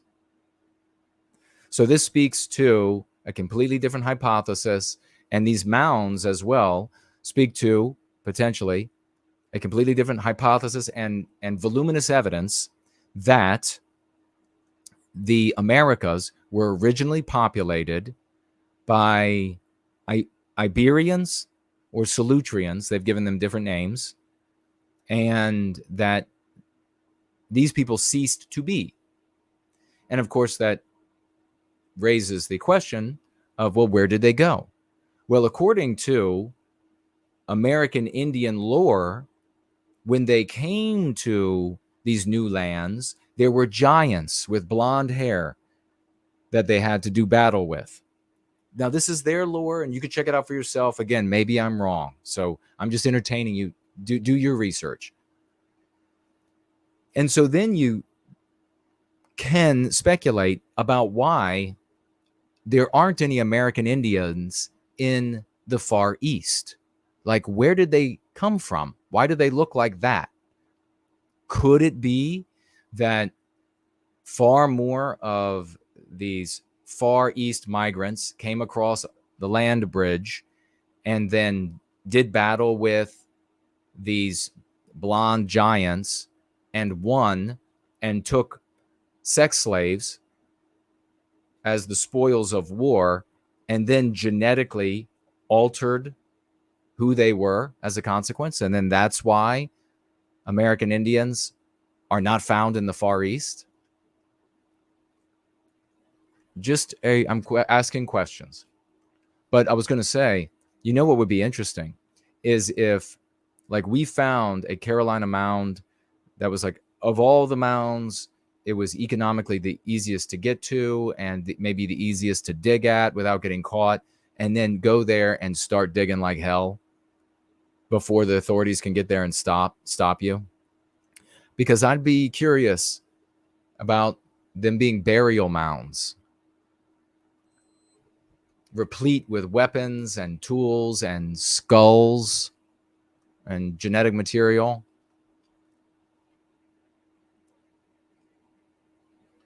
Who would come with me on that expedition? Reptile says, allegedly, the Solutreans were peaceful with superior technology, but as South and Central Americans migrated north, they overtook them with raw numbers. Well, I would push back a little in that I don't believe there has ever been even a claim by anti-whites that human beings originated on their own in Central and South America, but that Asiatics came across a land bridge that connected to Alaska, and then came down, what was it, something like 30,000 years later, or 10,000 years later maybe. And they came in with massive infinitely massive numbers. But you can find their lore where they talked about the blonde giants, and you'll even find in these crazy groups where they they theorize everything is aliens. They will sometimes use that American Indian lore to say, oh, well, what they were talking about there were aliens. The blonde giants and the blue eyes and all those were aliens. And then you all remember, I told you all a while back about Peru, right? Do you remember that? Where there was one of these alien studies over those oblong skulls, and they found DNA. And then in the show, I probably never get seen again. In the show, they shipped the DNA off to be tested. And the guy had crazy hair, the alien hunter guy. And so he sits, he's very excited. And he's like, I'm so excited to hear about the DNA. And so he gets the geneticist, I guess it was, on like a Skype call. And the geneticist says, this is really fascinating. Very fascinating. And especially because you're saying this DNA was taken from Peru. And the time frame of where it was found in Peru, long before they believed, or it's claimed, that there were white people in the Americas. And the geneticist said, well, we found this much DNA was ruined, so we couldn't see what it was. There was this like 1/100% of DNA that was there, but we couldn't figure out what it was. And then there was this giant chunk of DNA that's very exciting, very titillating. And so the alien hunter said, oh, well, what is it? We need to know. And he said, it's Scottish. And the alien guy looked like somebody had just stolen his puppy. He was like Scotland? And the DNA guy was like, yes, this is fascinating. Scottish DNA. And then the alien, you wouldn't even believe this, how sad this was. And the alien hunter guy then said, but there was like this tiny fraction that is of unknown origin, correct? And he was like, yeah, we couldn't ascertain what that was. And so then the alien guy was like, well, maybe that's the aliens. Yeah, the aliens were white people, some would assert. Those were the white people. But then the thing that was really telling to me, and then I'm going to move on to our main stories here, is that when all this information was coming through, I mean, do you all remember when Clinton was in office and they found Kennewick Man? Then they immediately, they thought it was a recent crime, and the police went out. They gathered the skull of Kennewick Man. They looked at it. And if you all don't know about the study of skulls and how much they can ascertain about race, sex, age, etc., it is unbelievable. It rivals DNA testing. Check it out for yourself. It's amazing. And they came back and said, this is a 30-some-year-old white man. That was found in Washington State, wasn't it? Washington State. And then the government, Clinton's government came in and said, oh, no. It can't possibly be. Return it to the American. It's obviously an American Indian, because of once they dated it, they found out, well, this would be a white man on the west coast of the United States way before white people were ever supposed to be in the Americas. So how could that be? And so they gave it back. The American Indian tribe did some sort of a ceremony. They buried it. They buried the bones. Supposedly, they buried the bones. And then the Clinton administration, and I didn't follow up on this, but I heard that the Clinton administration, the government, moved boulders over all of this area so that people couldn't go looking for where the remains were. But I suspect that the remains were not interred.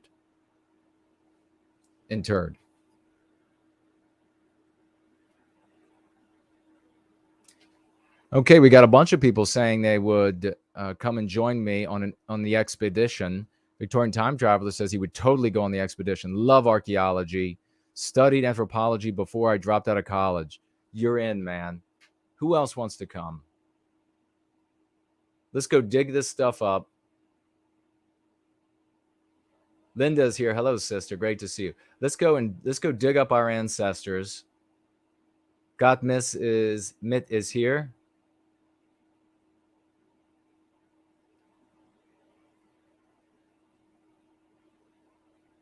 It's fascinating stuff to think about.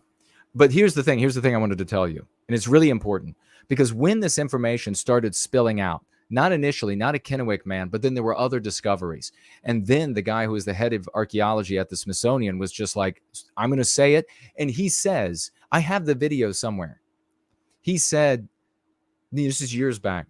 He was like, I know this is very upsetting. And it was crazy to hear scientists talking this way.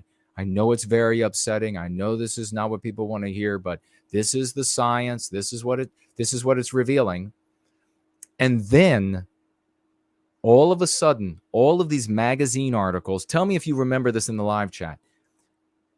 All of these magazine articles started being written, and there was actually a video done, or more than one, but I can remember one very clearly right now on History Channel, I think it was, that said, who were the first Americans? It doesn't really matter. Because it looked to me like they were trying to triage this information getting out. And they were just hoping, they were thinking, oh my God, it's going to burst out onto the scene. And we have to say that it's not really important anymore who was here first, because we're all just America now. We're all just Canada now. Meanwhile, all along, they've been beating us over the head with, you're not the original ones to these lands. And you need to lower your guard and allow yourselves to be victimized. It's one of the most pernicious and powerful MPs for the white race in North America. Is that you're just this interloper. Now, of course, we know how to defeat that with the MCs we have, because there is no America or Canada without white people anyhow. But if it were to be known widely that the white race, or like if it were proven or known widely that the white race were the first in the Americas, and that then they were genocided by latecomers, whoa, that kind of changes the conversation quite a little bit, doesn't it? But that's just food for thought. I'd like to go on an archaeological. Would I look good as like an Indiana Jones type? I'll pop the cap on. I'll get me a bullwhip. Nah, I know. Get some of you getting excited. I'll get the bullwhip. We'll head on out. I'll have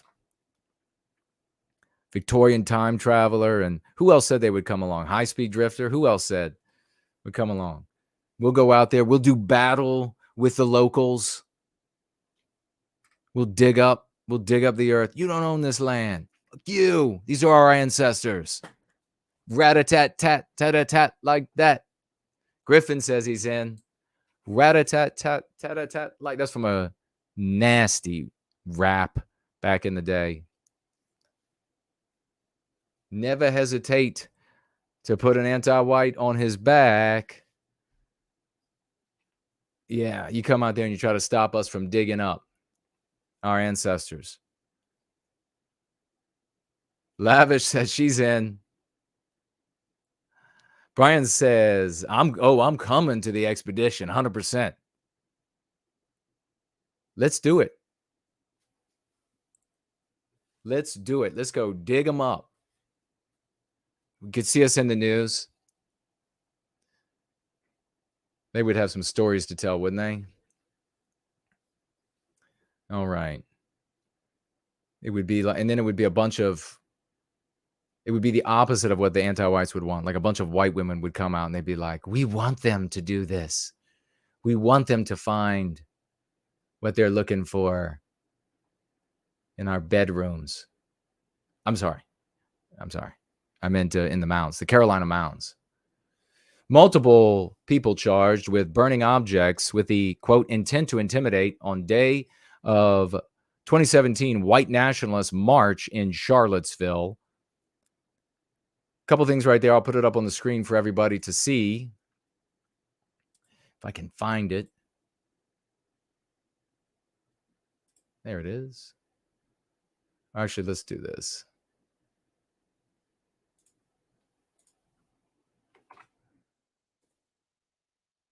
The expedition unknown.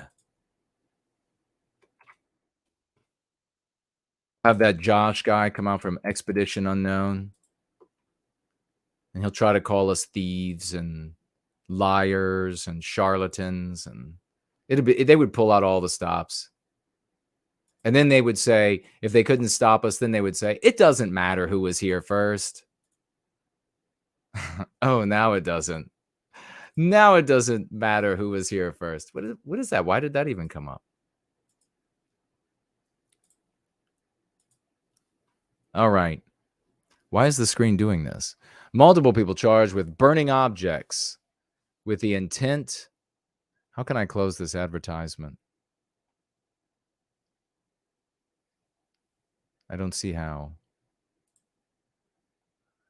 No. All right. So first off, we see Devin Cole, CNN. We see that when people read, and we've talked about this before, the moniker white nationalist. Why do you think CNN would use the moniker white nationalist? Because it would make you look good to your friends and family, colleagues and boss, and strangers at the bus stop, or because it would make you look bad? I rest my case. So, no matter what you think white nationalist means, it does not mean what you think it means. So you just be an adult. You have to accept. You're not going to change the definition of white nationalists in the minds of our brothers and sisters. You're not going to be able to change it. You just have to accept. By the way, there's another content creator, organization leader out there that was just bemoaning how it was released recently that certain titles, certain self-identifying titles by white people have been on like FBI watch lists and things. We were telling you that years ago. Remember? Do you remember? Do you remember when we got the information from Rapunzel years ago? And then I went out and I said, for your own good, don't use these anymore. You shouldn't have been using them already because of what it means in the minds of our brothers and sisters. You're just shooting yourself and you're just blowing your own head off by claiming to be a title like this. But then I said, and now to make matters worse, FBI, Homeland Security, etc., et al., have added this to the to a list that is the equivalent of like identifying yourself as Los Vocos Latos or mafia, different drug gangs. So that is the moment they see that, oh, that's the title, that's the gang title that you take, they then are allowed to do extra legal things when it comes to investigation, when it comes to prosecution. You remember? Do you remember me doing this? Years and years and years ago, I did this. And then all of the hate I got. Do you remember how the PWR community just became vociferous? Nothing but calumny for me. Nothing but all of this salacious, foul accusations for me. When what I was doing was I was looking at government documents that were saying that if people are using these titles, they are now subject to, and it puts you on a list that was one step away from domestic terrorist. Do you remember me talking about this? And everybody was like, oh, he's cussing the hell out of me for it, for trying to protect people and for trying to advance the cause of white well-being. PWR community, the commentariat went nuts with hatred for me over that. Now, these content creators are like, can you believe it? We're on lists. Yeah, kind of can. Dumb, kind of can. Guess what? No message of apology either. No messages. Let me check Skype real quick. Oh, no messages of apology. No. Oh, shit. You were right, Jason.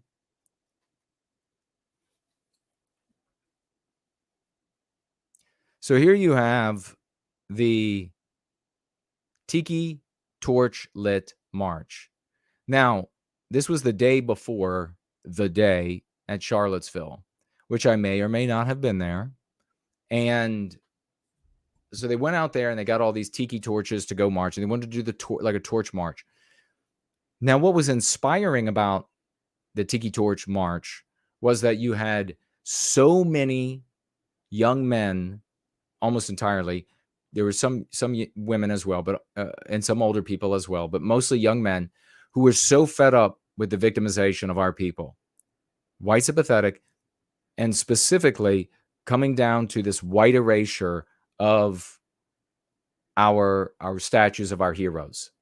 And here you had a guy, General Robert E. Lee, absolutely pristine history, respected around the world, respected throughout the United States during the War for Southern Independence, on and on. Cleanest garments. And that was probably part of the reason why the South did not fight the war in a more vigorous way. But who knows if they would have won anyhow. But the South would have still been as anti-white as United States is today, because they didn't have the go free method. It just would have tumbled down the same way as the rest of the Western countries. But nonetheless, here you had this figure that by many today, but far fewer today than in the past. In the past, great many considered this man to be like godlike. He was so honest. He was so true. He was so pure and honorable. And here they were going to white erase him from his mother state, Virginia. So if they could erase him, if they could white erase him, they could white erase all of us. And that animated a lot of people. This is the great General Robert E. Lee, who freed his slaves, unlike Grant didn't free his slaves. So even by today's standards,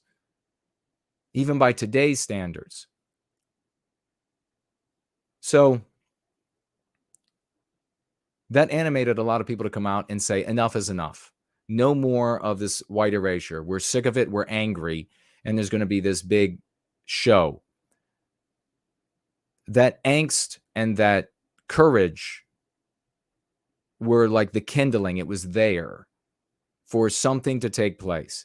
And then that guy with that very awesome first name, Jason, I can't remember what his last name is now, decided to, just like of his own volition, to create an event, unite the right, invited different people. There were other, what they called them, alt-light folks that were invited, a whole slew of them that all pulled out at the last minute. But it was like this whole panoply of folks who were invited to come down to just say in a single voice, no, you're not going to take down any more statues of the West. No more white erasure. And so that was a positive thing. Now, President Trump was right when he said there were good people on that side. I can't imagine the other side were violent anti-whites who wanted to white erase Western civilizations. I can't imagine you could find a good person on that side. I can't imagine how you could call any of those people good people. But having said that, there were people who were antags, obviously, who were at Charlottesville, playing the villain in the anti-white narrative, what you absolutely should not be doing. And they gave plenty of fodder that it's just getting used forever now. Charlottesville has become something far bigger and more meaningful for the anti-white narrative. It just consumed it. It just took up this note in the music of this contest between a victimizer and its victim. It just took up this wail from the victim and incorporated the wail of agony into its own infernal music. That's what the anti-whites did. And that's what it is now for all time, until we recapture our destiny. And part of the reason why they were able to do that was because plenty of the people who showed up in Charlottesville to object to white erasure were antagonists, were antique nationalists, were secessionists, were all of these sorts of things, not playing the hero in our story, but the villain in their story. So they're able to just pull it right out. Hey, you perfectly match the pages here. You perfectly match the characters here. And they could weave a very seamless, easy story to present to the rest of the white race forevermore. I mean, the actual images spell it out. So, and I've been arguing for many years, decades, about not behaving this way, not thinking this way, not dressing that way, not behaving that way. And yet so many people telling me to shut the fuck up, and you're wrong, Jason, and you're just trying to undermine us, and the day has come for X, Y, or Z, and all as thick and benighted as possible. And I don't blame those with the lowest IQ. And I mean, there are white people out there with like 80 IQs. The average IQ of the white race has been dropping. There are people out there that are that dumb. The ones I blame are the at least midwits or the uber midwits, so a little bit higher, maybe 105, 110, who should be able to hear what I'm saying, and then in their number be able to say to that larger number, shut the fuck up. This is how it needs to be done. This guy is right. We need to be heroes in our story, not villains in theirs, you idiots. And then they would listen. Then the dumber ones would listen. So I blame those, in that sort of mid-range, numerous mid-range category for this continuous really failure to communicate these ideas to broader and broader circles. So what ends up happening? People go out there and they unnecessarily get into fights. You should defend yourself, of course, if you're attacked. But they go out looking for trouble. People travel from other parts of the country and they're on their apps and everything that we're telling people that, hey, they're reading it. Elon Musk just said, yeah, they read everything. On their apps, talking to each other about how they're going to go do this, how they're going to go do that. All of their accounts covered in Hitler garbage. And no matter what you actually think about Hitler, no matter what the truth actually is there, I couldn't care less. What matters is what all of our brothers and sisters think. The vast majority of our brothers and sisters have all this Nazi regalia and this fascist Mussolini regalia and all of this other stuff on their machines and on their phones. Then they go out to an event like this, and then they get arrested. And of course, the prosecutors, they investigate. What is the person like? What do they think? How do they talk? What's their reason for going? Who do they see as their enemy? Who are they calling enemy? And then all that information is presented to a jury, a grand jury, and then a jury, and then you go to jail. And I'm telling you all of this ahead of time, and I've been doing it all of this time, and continuing to face the scorn for doing so. And I'm proven right again and again and again and again. And now this, by way of Sam's Anarcho-Tyranny's explanation of events, you can see as many as 6 years later, still arresting. This is the norm. This is increasingly going to be the resistance, how the resistance is treated as long as you are acting like the villain in their story. A grand jury in Virginia has indicted 3 individuals for allegedly burning an object with the, quote, intent to intimidate on the night of 2017, on the night of a 2017 white nationalist demonstration at the University of Virginia, in which scores of people marched through the Charlottesville campus carrying flaming tiki torches and chanting nationalist slogans. Can you believe? And this was obviously, I did not participate in this. I would not participate, and I will tell you right now, run like hell from anywhere where they are going to do things like sing or chant in imitation of the villain in the anti-white narrative. The demonstration at UVA gained international notoriety with its images and videos of white nationalists who chanted, quote, Jews will not replace us, close quote. So let me tell you, you get out hundreds of young men, they carry torches and march, and they chant, quote, Jews will not replace us. And what was supposed to happen again? I mean, I've been told this so many times, folks. I've been told this so many times by these assholes, by these lower IQ'd assholes. And guess what? Exactly what Jason said would happen is what happened. Ye's Law. You've had people arrested from Charlottesville. You've had lives totally ruined. You've had people kill themselves. You had a guy go to prison for 20 lifetimes and questionable legal precedent, I'll say. I haven't looked at all the data, and I'm not going to, because I have no interest in it. I have interest in putting an end to anti-whiteism so that altercations like that don't happen again. Also chanting blood and soil. I mean, how fucking stupid. How absolute. Why weren't they like chanting that they were for Darth Vader? Why weren't they just chanting that they just pick villains in movies and just say that you're that? You're chanting for that. That's how dumb this is. You're taking a World War II slogan. Talk about inappropriate. Even if that hadn't been demonized today, even if that hadn't been demonized to the point of meaning, who knows, maybe it's the exact opposite of what they meant back when they were chanting it in Nazi Germany and prior to it being Nazi Germany. Even if they hadn't demonized all that, that's like taking a slogan from a foreign land to sell a product. It could be a political idea. It could be a soft drink or whatever from 100 years ago, and then chanting and think you're going to appeal to anyone.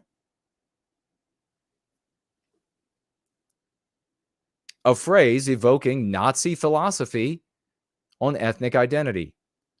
Charging documents reviewed by CNN show that an Albemarle County grand jury indicted the three individuals in February for, quote, burning an object on the property of another or a highway or other public place with intent to intimidate in violation of Virginia code, close quote.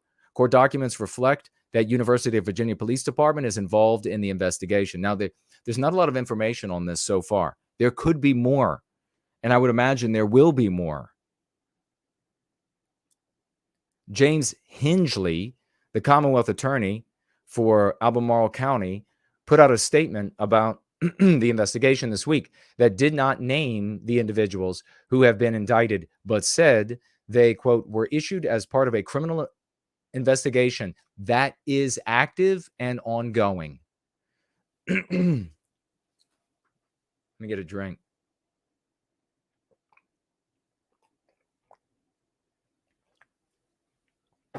The Great Reptile is pointing out that I've been an advocate for white well-being my whole life. And during that time, I've attended many volatile events, including maybe Charlottesville and maybe Patriots Day, and never received negative attention from law enforcement.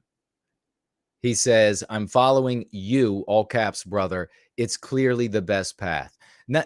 Thank you for saying that. Thank you for standing up in the midst of it, because as I criticize this stuff, that there are a lot of these folks that aren't going to say, wow, I'm finally going to see the light, and I'm going to stop LARPing as a villain and start being a hero in our story and actually pushing back against this, rather than just being this child screaming into the wind or screaming at the ocean, telling the ocean where it needs to stop.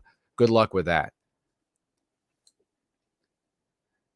The county's former Commonwealth attorney declined to pursue charges related to the August 17 demonstration when he was in office, a move that was criticized by Hingley as he sought to unseat the former attorney. Hingley took office in 2020. So how is this eerily similar to what we're seeing in New York with Donald Trump and prosecutors who are willing? Now, what have we talked about here for so long? When you get near that line, when you look like the villain in the anti-white narrative, The white population is willing to shrug their shoulders and ignore what is done to you. Do you follow me on that? When the white population is willing to shrug their shoulders and ignore what's being done to you because you are the villain in that narrative in which they live, you're playing that villain, you go to jail for the rest of your life. You don't get to have a family. Some other man gets to raise your children or impregnate the woman that you would have impregnated and have your children. You go to jail, your life is ruined. That's what ends up happening. And that's not the price. That's not the price we pay and the risk we take. If anybody tells you that, punch them in the mouth and run away. Because risk entails that there is an achievable objective, but you may get harmed along the way. There's no achievable objective that these misleaders and mis-content creators are giving you. There is not a achievable objective. You're not going to take over the country. You can't even take over the dog pound. You can't even run your own house. The women in your life push you around. So don't give me this shit that there's an achievable objective and this is the risk we take. No, there ain't no risk. It's just a guarantee of ruining your life.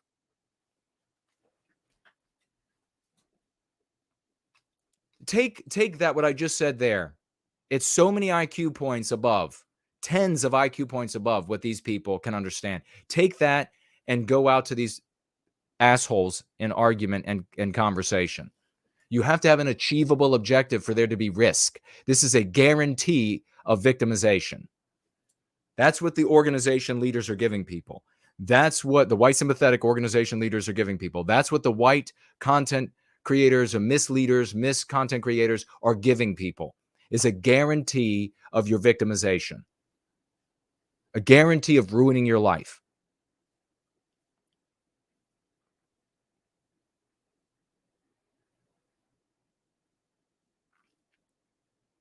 Quote, there's a law, burning objects law, that says they can be prosecuted, but our prosecutors not doing that. That's Hingley. CNN has reached out for comment. The three individuals charged with a felony violation are, okay, now these are their names, Medina and Smith and Dykes. Medina was arrested on Monday, according to court records, but he is not currently in custody. Dykes, who was arrested on Friday, and Smith, who was arrested in early January, are both in custody. Arrested in early January. How would you like to be living since early January in a prison? Or at least a jail? How would you like that? For what good? No good. None whatsoever. You're going to say, it's not fair. All they did is carry a torch. Listen, it's not fair. We have been conquered by anti-whites in idea, in ideology, concepts, words. This is the law of the jungle. Stop making an appeal to the God of fairness because she doesn't exist. She's a figment just in your imagination. Stop saying it's not fair. Of course it's not, dumbass. Grow up. I'm sorry your dad was so dickless he couldn't tell you this.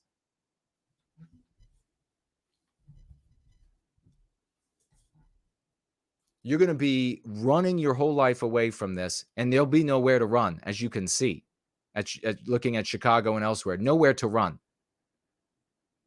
We have to stop anti-whiteism, and we can only do it with the white magic of the Go Free method. Smith has also been charged with violating a Virginia statute that makes it illegal to maliciously release a chemical irritant, such as tear gas, with that offense having allegedly taken place the day of the UVA march, according to court records. The three defendants have not yet entered a plea. An attorney for Smith declined to comment. CNN has been unable to reach both Medina and an attorney representing Dykes. What was this attorney's name for the first guy? it strikes me as potentially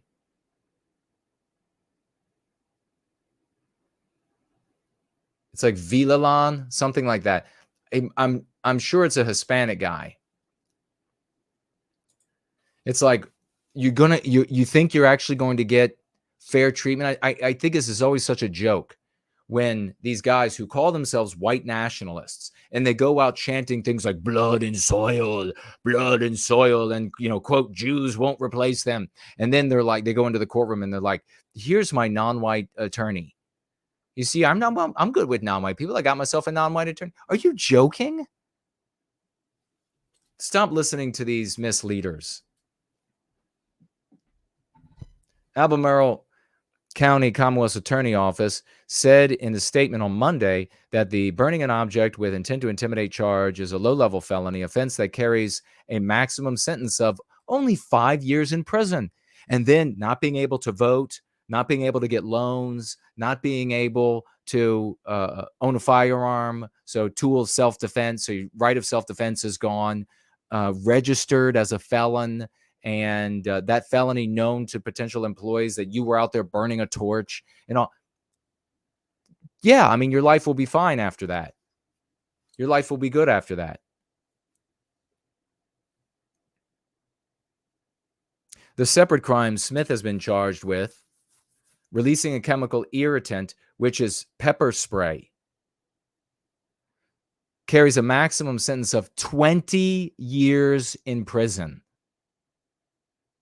Oh, but Jason, anti-whites came up and attacked them, and that's why they had to break out the mace and everything, and so it was just self-defense. Do you think this anti-white prosecutor gives a shit? You better start listening to me real soon. You better find out, take a knee, stop talking, and get on the path of what's right to make yourself strong and fit and have a good base and be able to advocate for white well-being with every day that's left in your lungs. Because shit's getting worse by the minute. When you can have this happening simultaneously, charges 6 years old, and they're like, nah, no statute of limitation. We will just pursue it to the ends of time to get all of these people. And they have the nodes of power, which we found out after the summer of anti-white terror troops attacking cities all across Western civilization, primarily here in the U.S., that they hold the vast majority of nodes of power. There is no redress. Sure, there'll be somebody here that maybe gets a little bit of a light sentence, and maybe one over there will get thrown out, but yours won't. You'll go to jail for life. So you better get white positive. You better get white positive real quick. Stop being the villain in their story. And stop trying to combine, fuck every one of you out there who are looking at the lexicon. And Fornell and I, we both talk about this, pisses us off. You look at the lexicon and you're like, hey, I think I'll just appropriate these things and I'll appropriate those things, and then I'll just combine it with your villain role playing. You're an idiot. Everybody doing that, you're an idiot. We need to be coming together in the single method that works. Or it's just like this. It's like this wanton lunacy, this wanton stupidity.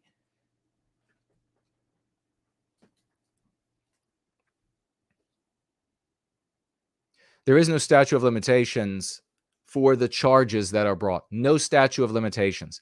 Let me tell you how this works. I figured this out at 12 years of age. Now, maybe you didn't. You got other talents.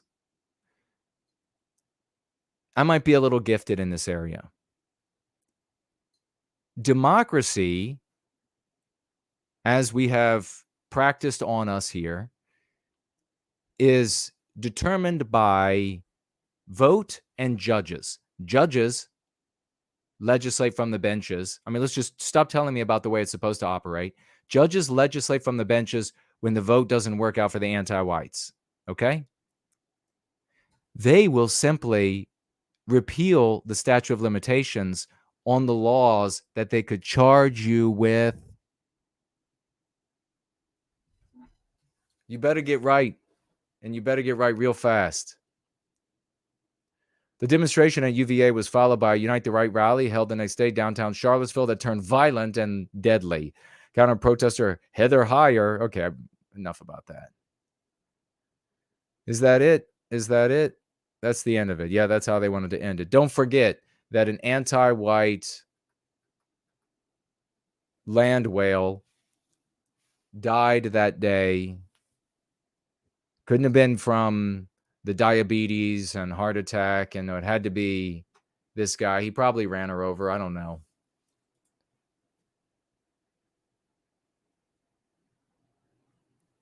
All right. So let's juxtapose this with Chicago happening the exact same days.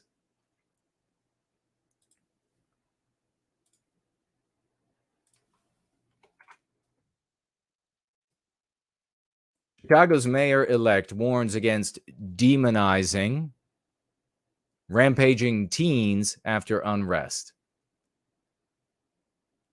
So let's go ahead and put that up.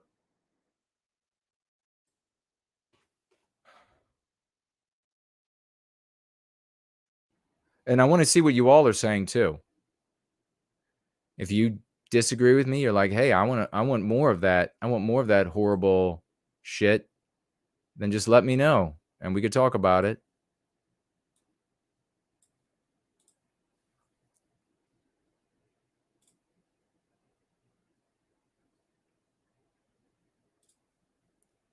Put it up on the screen for you. There's a little bit of video so you can get the feel. You can get the feel for what it's like when anti-white terrorists can terrorize a city versus an orderly march of white men in clean-cut clothing and chanting very stupid things. As many of those guys as they can, they're going to send to prison and ruin their lives. None of these anti-whites are going to be touched. In fact, the mayor-elect has come to their defense.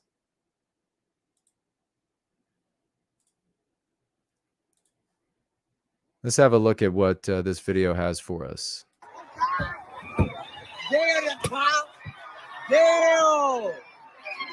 at this. Is Chicago's mayor-elect said the city should not, quote, demonize the people who rampaged through the loop over the weekend. The social media fueled, quote, teen takeover, close quote, that resulted in 2 people shot and 15 arrests. They were horrible beatings. People were disfigured by beatings, I'm told. Two people shot, maybe more. They're finding out now, as this was an article from the 17th. Lootings, massive destroyed property. White people attacked. I wonder why. Because this mob is anti-white. Only 15 arrests. Mayor-elect Brandon Johnson condemned the violence before claiming it wasn't constructive to vilify the rioters who have been starved of opportunities. Folks, this is the anti-white narrative. This specifically is the angelized black race.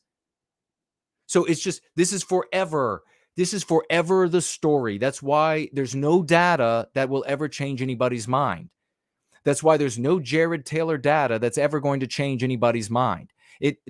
Jared Taylor data only gives people who already hold opinions of concern for the white race and Western civilization. It just gives them something cuddly to hold to them. Because there's nothing, they can't find a woman. So that's what they get. They get Jared Taylor data. It's been like this all along. The data has been like this all along. That doesn't work.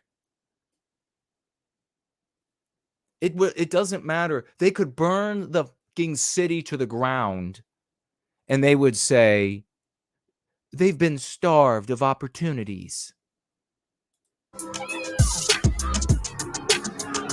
Look at the starving people. Some of them around 400 pounds. Some online wanted a more aggressive response from Chicago's new topic. Chicago's getting exactly what they voted for. Yeah, and here's another thing.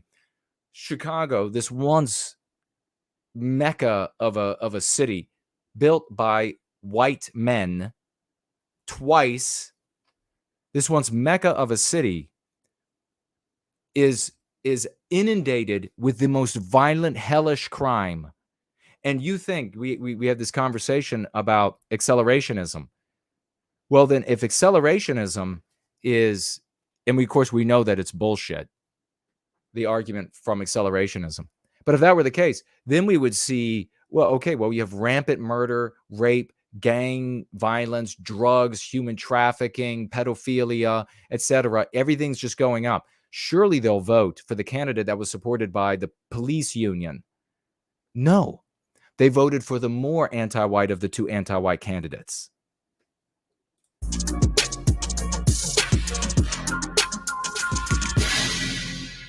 All right, so let's scroll down here. Chicago Mayor-elect Brandon Johnson responded to this week's violence teen takeover. Now, you had 6 years ago orderly white men who were misled, misinformed, many of them playing the villain, regrettably for them and regrettably for our people, who peaceably marched with tiki torches because there's a mosquito problem in Virginia. And it's not described as a teen takeover. No, it is reminiscent of the Nazi party, and they're all going to jail, as many of them as they can get.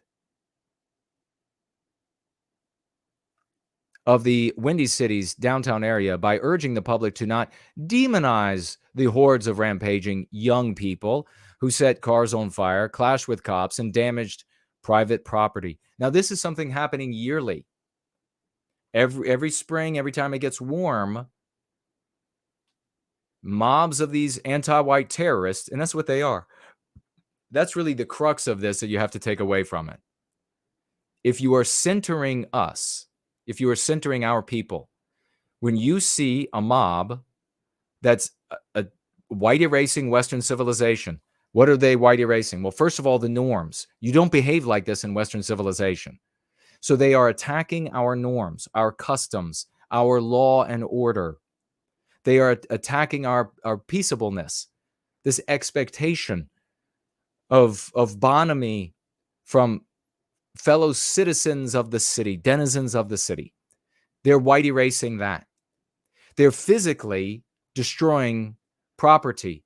And I don't know, maybe we'll find out statues maybe were destroyed as well. Maybe other works of art of the West destroyed, as we've seen in previous anti-white terrorist mob attacks, anti-white terrorist army attacks, and then physically attacking white people when they find them.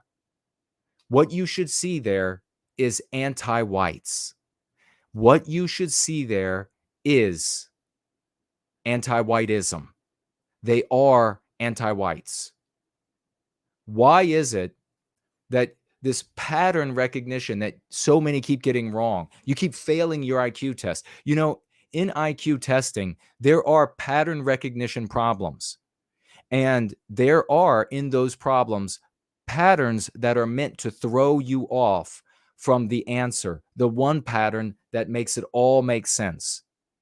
Those other patterns that are inserted to throw you off are easier to see. Why is that? Because they're trying to test how high or low your IQ is. If you're able to see past those incorrect, simple patterns, they're incorrect because that's not the pattern that resolves the challenge for you. If you are unable to see the bigger pattern and instead latch on to the smaller pattern, they're able to say, aha, your IQ is lower than is required to see the larger pattern. That's why you have to say, when these sorts of things happen, the larger pattern is that these are anti-whites. They're attacking Western civilization. They're attacking Western expectations of behavior. They're attacking West men, women, and children. This is unacceptable because of those aforementioned things, not because they're black. The problem is not that they're black. The problem is that they're anti-white. Do you got it yet? If you're one of those people who still want to walk away and say, nope, it's because they're black, you're telling me that you are a dumb motherfucker. That's what you're telling me. And don't let the door hit you in the ass, because we need the smartest right now. And we need them pushing everybody of all IQ levels to get on board. This is because they're anti-white. Period. You can have another argument in another time, in another place, about genetics and propensities and proclivities of different groups of people. All of that is totally irrelevant. It is so irrelevant. You make me sick. You make me want to spit when I see people talking about that shit. You are in no position to make any changes based on what you think the science says. So stop entertaining science, stop entertaining questions of weighing this and determining that when you can't influence it, when you can't make a change to make a difference.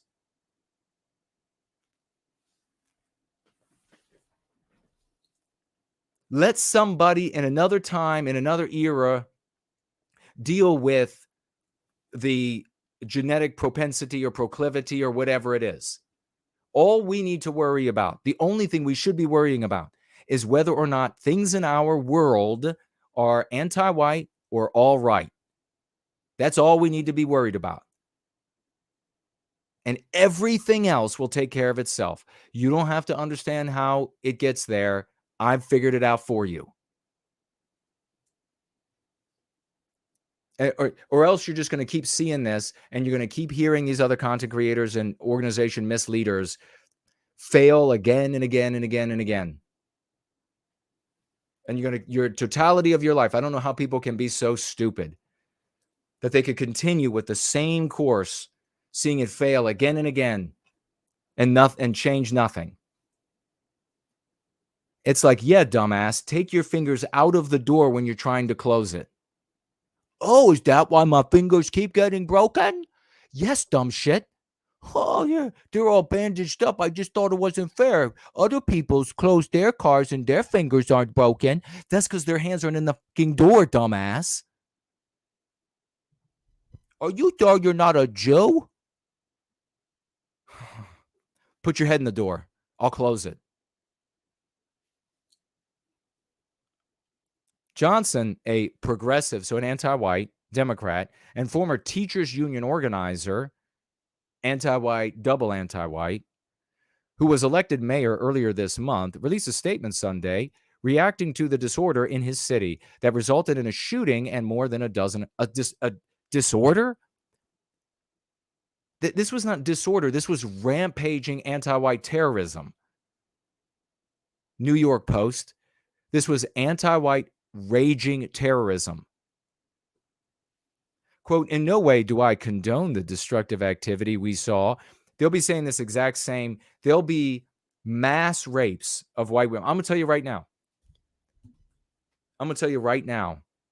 There'll be mass murders of white people, mass rapes of white women and children within the next 10 years in Western civilization. There'll be rampaging anti-white mobs. They will mass murder and rape white people.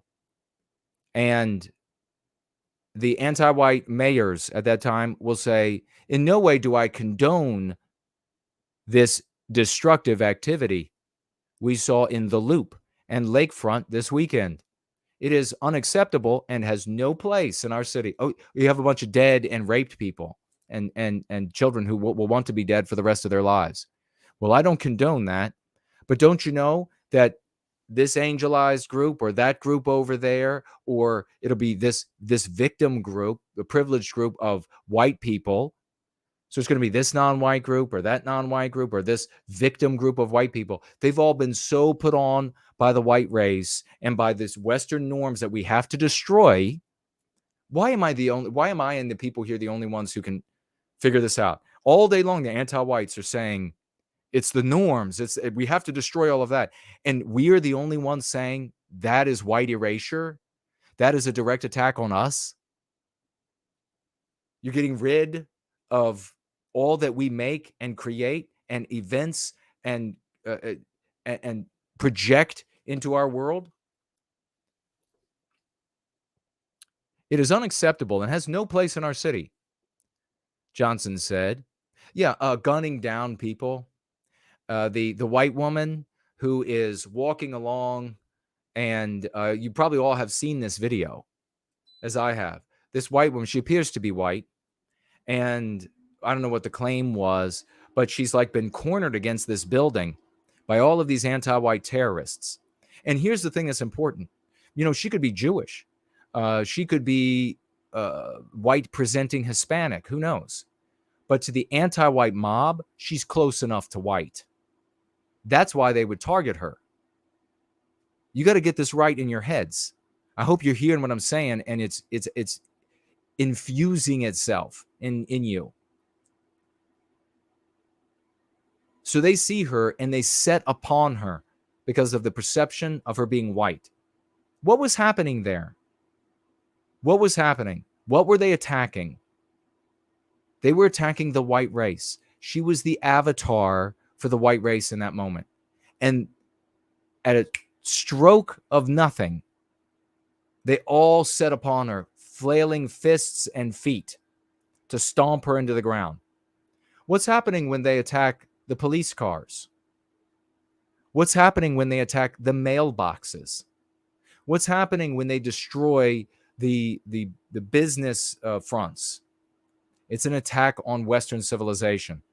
They're out there with expensive, like seven jeans and expensive sneakers and top of the line cell phones, top of the line eyewear. So many of them fat. These are not starving and needy and don't have, but all of those needs without having to work for it have been met primarily because of a ton of white guilted white people and a lot of white women out there as well saying, oh, if we just give them what they want, then if we just appease them, then everything will be okay.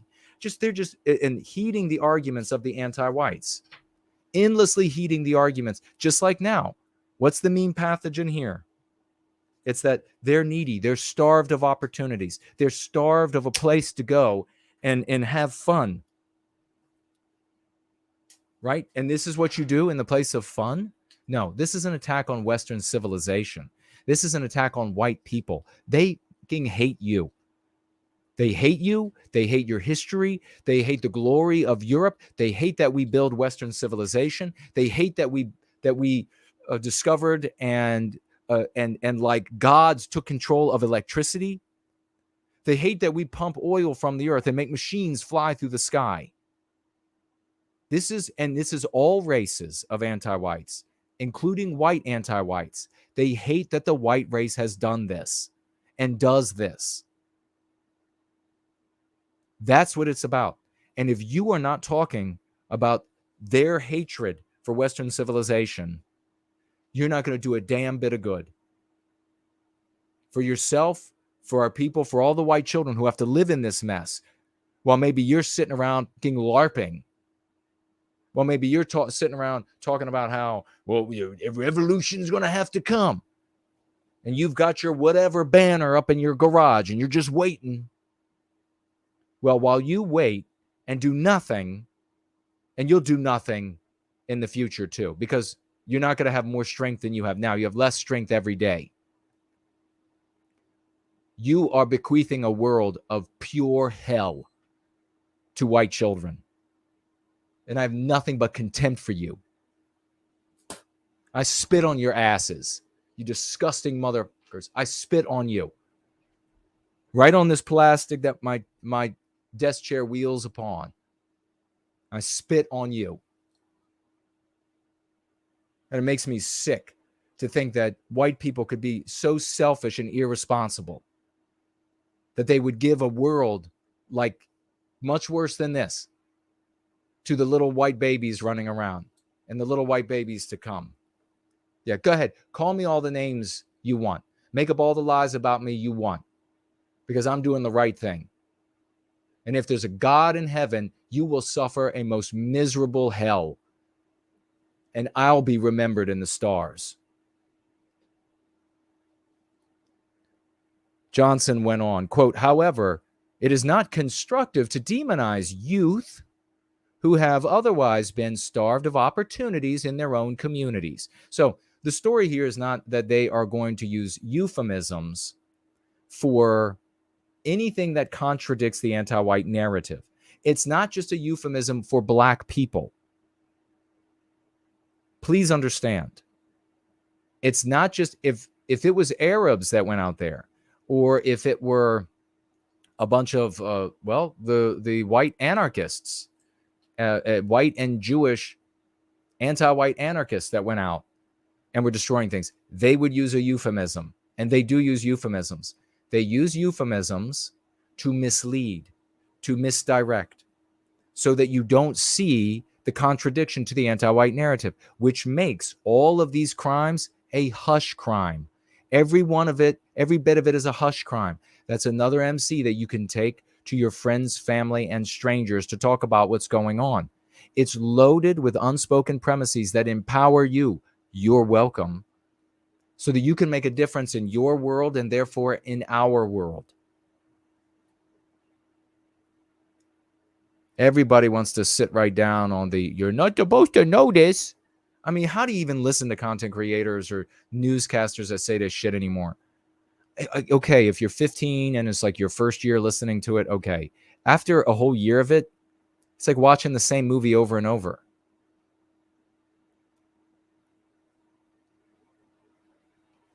You know, really what it is, and I thought about this today. I got sent a clip from about a guy. I'm not going to say who he is, but these people have mastered running in place. A lot of these content creators, they've mastered running in place. Why? Because they get self-aggrandizement, they get sex, they get money out of it, so they run in place. That's what they do. They've mastered running in place. It's bad. It's good. It's bad. Here's something funny. It's bad. There's something good. Somebody that we like accomplished something good. We'll celebrate that as our success. Oh, it's bad again. They've just mastered the art of running in place for their own enrichment. My mind is not built like that. And the people who are drawn to us and the work that we do, their minds are not built like that. We are problem solvers. We see that there is this evil in the world, and we want to extinguish the evil. We don't want to run in place. He continued, our city must work together to create spaces for youth to gather. And of course, this is all predictable. I mean, we could write this and you could say, wow, Jason's just like an artificial intelligence. Look, he wrote what they were going to say before they said it. No, you just have to go free and then you'll get it. Our city must work together to create spaces for youth to gather safely and responsibly under adult guidance and supervision to ensure that every part of our city remains welcome for both residents and visitors. Yeah, they need to learn not to murder each other, and they already know that. They need to learn to not have 20-on-1 violence. They already know that. They need to learn, why do they do it? Because it's an affront and an attack on Western civilization. They're doing these things because it is an attack on Western civilization.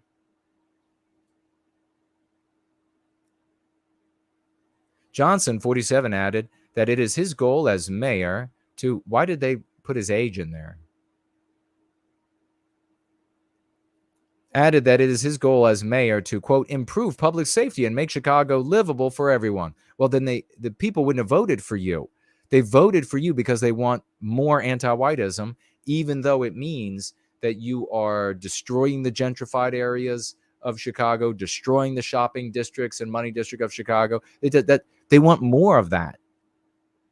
Why do they want more of it? Because the anti-white moral imperative is more meaningful to them than safe gentrified streets, than the possibility of them being one of the herd who's taken down. No, they're thinking, I'm in the herd. It's not going to happen to me. It won't happen to any of my family members. Do you all remember that big argument I had with the anti-white guy who I kept saying over and over because I knew I was cornering him? I kept saying over and over, I hope it's not your wife and daughter. I hope it's not your wife and daughter that gets raped. And then he said, what are the odds that it'll be my wife and daughter that gets raped? And I was like, you livid piece of shit. It's going to be somebody's wife and daughter. And you don't care because the odds are slim that it'll be yours. I got it right out of him. I pinned him. I cornered him. He didn't even see it coming. He fancies himself very bright. And he's at least average. He might be a little above average intelligence. But I cornered him and made him admit to what was really going on inside of him. And the look on his face was like, how did you just corner me and force me to reveal my hand? 2 nights of unrest. People bludgeoned, teeth knocked out of their mouths, eye orbits broken. What else was going on? Property destroyed. Oh, well, it's just property insurance will take care of that, unless it's patriots heading up to the Capitol and they knocked a window out. Then that's a grievous offense for which one has to be hanged. Which were organized on social media, saw packs of out-of-control teens clash with cops, brawl with one another, vandalize property, and break into and set cars on fire. They already know that you're not supposed to do. I mean, what are you going to have at your place of opportunity for the little anti-white terrorists? What are you going to have there? Cars for them to set on fire? Because that's what they want to do. They don't want to play basketball. In the 80s, they did that in Washington, D.C. They were like, all we need is midnight basketball to take care of it all. No, they started doing the raping and the killing and the drug dealing at the midnight basketball places. Why? Because the norms of the West have been white erased. If the norms of the West were being enforced and you said, oh, you jumped on top of a police car and kicked the windshield in and then set it on fire, okay, you get 100 years in jail. Then you would have a lot less of that. If our norms were in place, you'd have a lot less of this behavior. I promise you. I promise you. Just like I guarantee if I were the principal and allowed to do what had to be done at any of these wretched schools in Washington, D.C., oh, those kids would get educations. The ones that would be able to get educations, the violent, the criminal, the murderers or whatever, they'd be thrown right out. That's Western civilization. So you would have, if we had Western norms in place, you would have nice little school bus trips of these black students. They come into the city and they would walk around and they would look at the wonderful art built by Western civilization and the beautiful buildings and everything and contributions from other groups as well. And they would go down there and they would enjoy it and they wouldn't gang attack people and cripple them and psychologically damage them for life, because they would know that the white standard of behavior is all that is tolerated.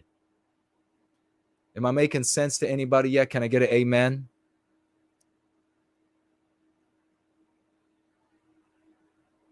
One video showed youngsters get on top and dance on a bus. Are they going to provide buses for people to dance on? Johnson urged the public not to demonize the hordes of rampaging young people. Is it just me, or did they actually vote in the midst of all the horror? Is that him? Did the anti-whites actually vote for a guy that promised more anti-whiteism, whose name is a synonym of penis? Did they actually do that? I mean, that's how bad things are. No arrests have been made. Now, I want you to talk about Anarcho-Tyranny and my friend Sam Francis. Chicago, anti-white, livid, violent terrorists attack the city, destroying Western civilization to the best of their ability, attacking Westmen wherever they find them. No arrests. Excuses from the government and promises to give them more of the riches of the West, of your industry and hard work. Tyranny, Charlottesville, Virginia. White men, young men, orderly march in objection to the white erasure of what is considered globally one of the greatest and most pristine generals and gentlemen of all time, General Robert E. Lee. And they are still arresting them and prosecuting them and hunting them down 6 years later. I ask you this, friends. Are you ready to give up the old strategies and ideologies that have all failed you thus far? And if your answer is no, you have failed the IQ test and your place in history. It's time for you to hang your hat up. If you are otherwise motivated to dump the things of the past that have all failed and have brought us to this day of blatant anarcho-tyranny, are you ready to dump all of that garbage from the past and go free with a king vengeance? Because if you are, then I offer you my hand. It's not going to be there forever.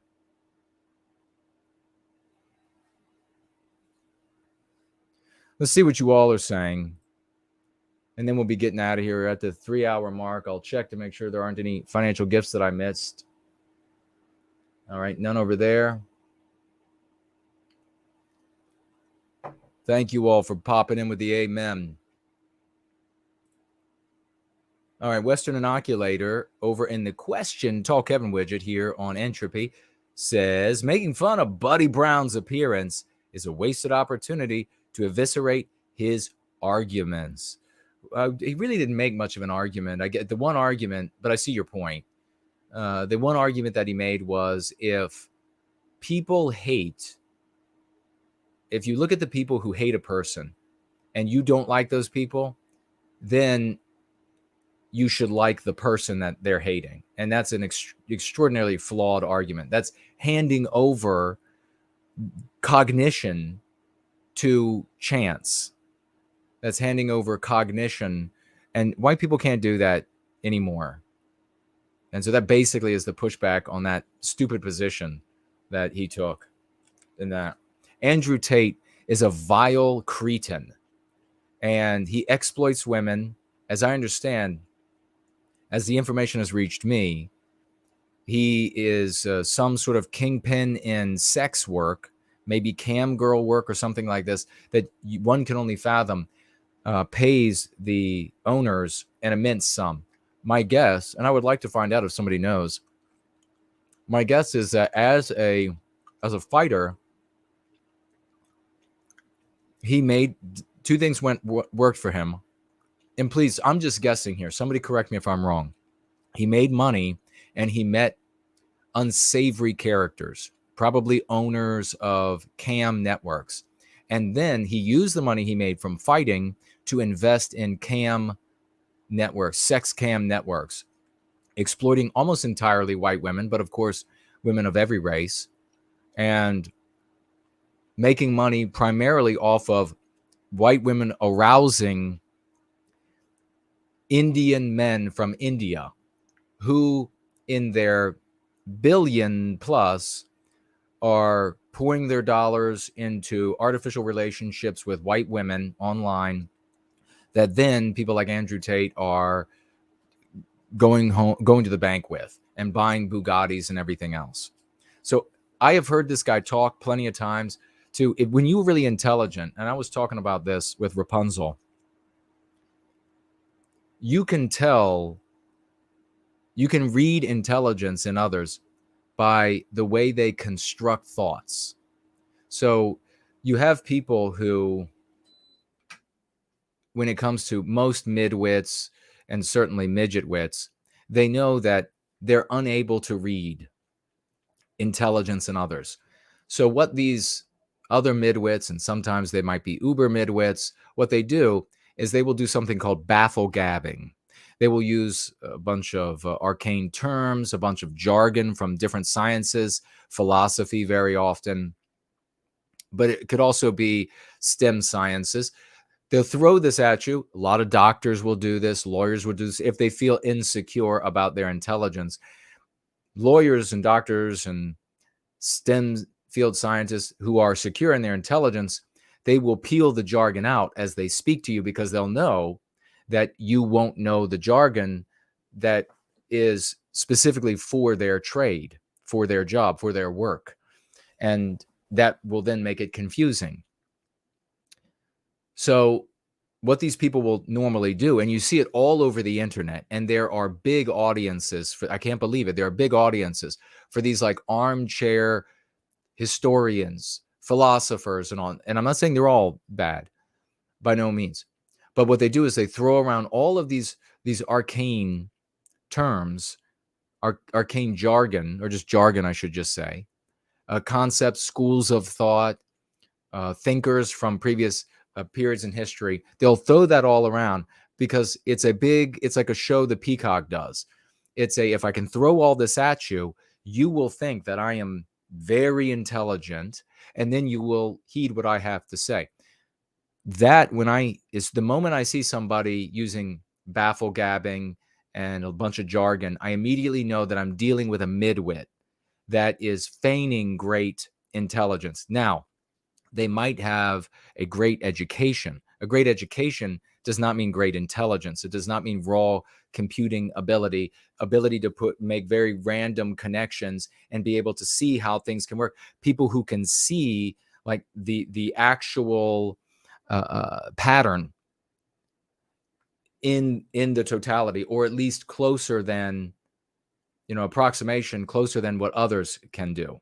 So when I see people doing that, I immediately know that I'm seeing somebody who has no higher than like midwit intelligence, even though they may be quite educated, poring over whatever it is, whatever arcane subject, to sound intelligent. Otherwise, though, you can tell by the way people construct sentences and thoughts, the degree to which they have a reservoir of intellectual processing power. Does that make sense? And listening to Andrew Tate, I can tell this is not somebody of great intelligence. So Tate is what smart looks like to a dumbass like Buddy Brown. That tells you about Buddy Brown's intelligence and education. He thinks he's a really smart guy. He's a guy who can fight, who's got a brain. Well, now I know more about you, Buddy Brown. Let's see over here. Okay, we're blank. Didn't miss anybody on D Live. That's good. Didn't miss anybody on Odyssey. That's good. Did I check over here? I'll see what y'all are saying, and then we're gonna jet. Probably won't be back until Sunday. Yeah, I can't see me coming back before then. But I was so motivated by the great No White Guilt clips, man. Let's honor that guy. All that he does, he's a true champion. All right, let's see here. See if I missed anybody.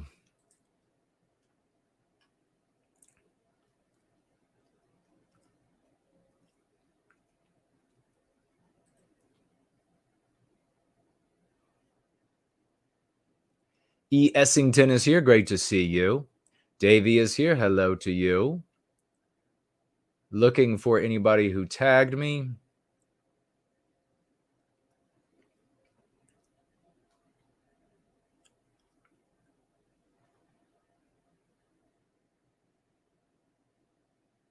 Victorian time traveler said he felt guilty about not being there at the time. That's how sick he was for one of those events.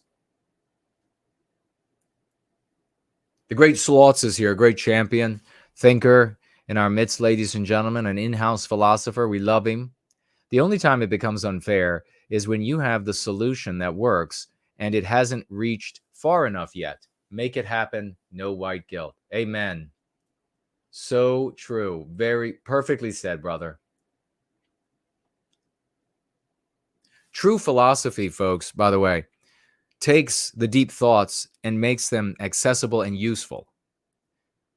When you encounter these self-appointed philosophers. And when you're finished watching, you're left with more questions and less understanding. That's not philosophy.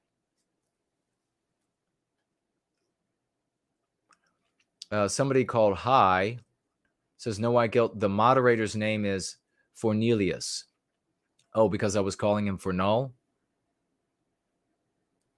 That's right. That is the proper name he has.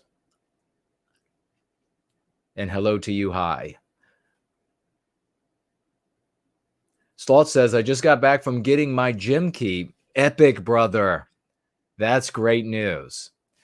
We all have to be as healthy as we can be, folks. And I was thinking about maybe doing some streams talking about physical fitness and maybe taking some questions.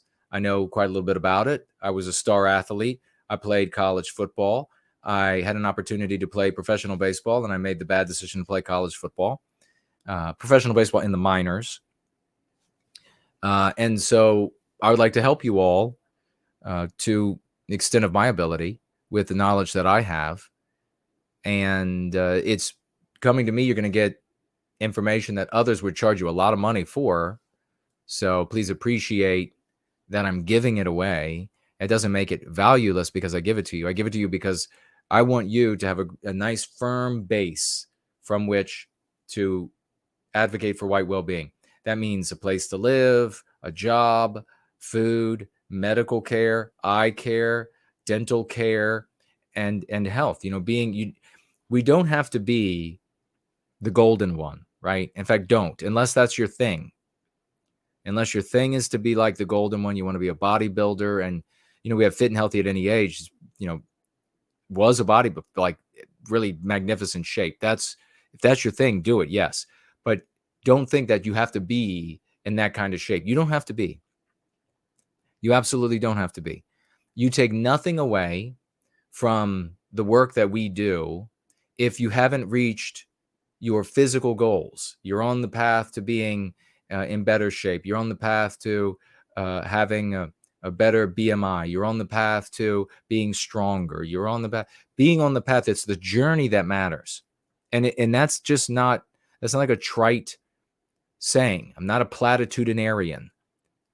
Because when you enjoy the journey, you'll travel 1,000 miles without even realizing it. But when you live for the destination, you never get there. So remember that. So we'll talk. So this is awesome news. The great thinker, Slots, is going to put some of that thinking to his body and the gym and being in good shape. And that's great news, brother. Wonderful to hear it. But I am also of the mind of the lovely Porridge, who says that when the victimizer is fat, they are disgusting and unsavory. But when we have some extra chub, we are most cuddly. I 100% agree with that.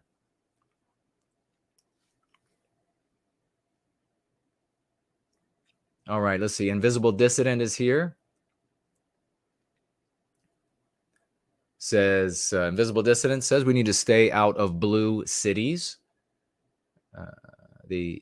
That is, of course, a Democrat-run city. Sometimes we can't help it. But I would not go on leisurely strolls in Chicago. And it's a shame. I mean, if I, maybe depending, like if I wanted to, I've seen Chicago, but like San Francisco, for example, I don't want to come across, and Chicago, it's the same thing there. It's like feces in the streets, on the sidewalks. Who wants to see that? Who wants to see Western civilization in its ruin? But if I did want to see a little bit of this or that, I would be ready the entire time for the possibility of altercation. But yeah, generally speaking, stay away from these places. These are not safe spaces for Westmen anymore. And Westmen means men, women, and children. The word just comes from the word human. We are Westmen. There are humans on the planet, and then there are Westmen among that number. You see how easily that works? The great Promethean healing is here. Did I say that earlier? Jody is here. Hello, sister. Said Jody says she gave all. Were you talking about? You're talking about the woman who was attacked, and then making the joke about Black Friday came early for her. Remember, though, focus on the anti-white aspect, not the race of the people. But that's funny nonetheless. Linda is asking the great question here. Thank you, Linda. Does anyone know what happened to that poor young woman trounced by this anti-white mob at her front door and then a broken heart? That's exactly where your thinking has to be. That's how we recapture our destiny. When we start thinking about each other, about, my God, when you see a group of anti-whites of any race attack a white person, and your immediate thought is, my God, what state is that white person in? We recapture our destiny. When you see a mob attack a white person, and you immediately think about how awful the mob is, you've just identified yourself as a radical individualist, and we're never going to recapture our destiny. You don't have to know why that is. You just have to know that that mentality that I just mentioned, the latter, has been in place all along as the country has been doing this, as the West has been doing this. So do you keep with that mentality, or do you decide to go a different direction? I mean, this is really like you took tests in school. This is another one, except with this one, you don't just get like a goofy letter in red. You either get redemption or oblivion.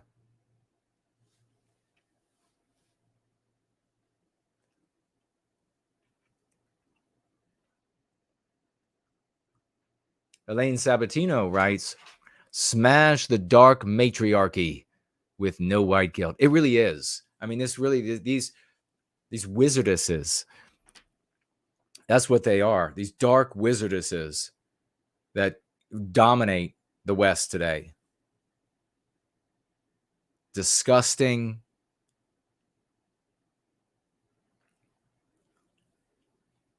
hideous,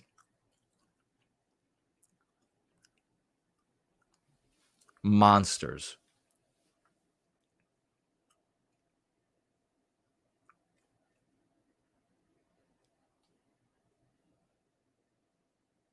Cool Papa J Magic says 10-4, Jason. Thank you, brother.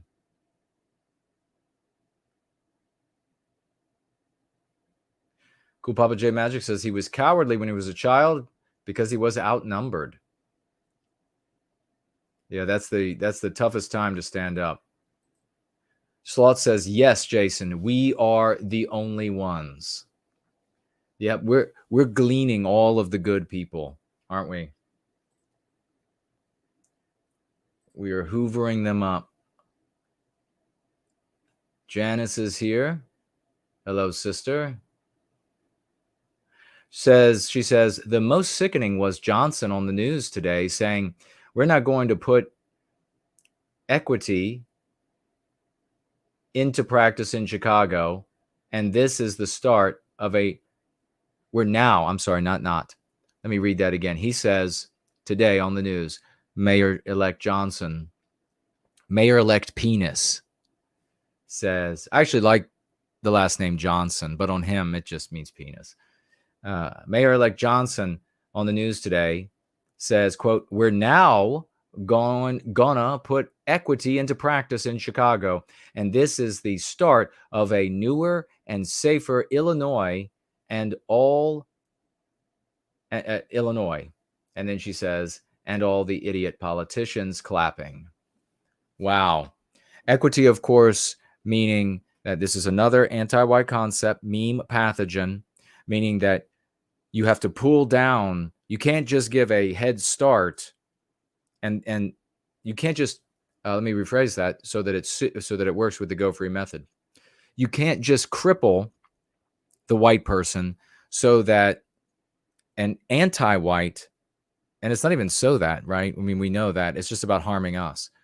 But by their argument can have a head start. Now you have to pull down the anti-white person or the white person so the anti-white can dominate them. That's where the anti-white moral imperative was always going.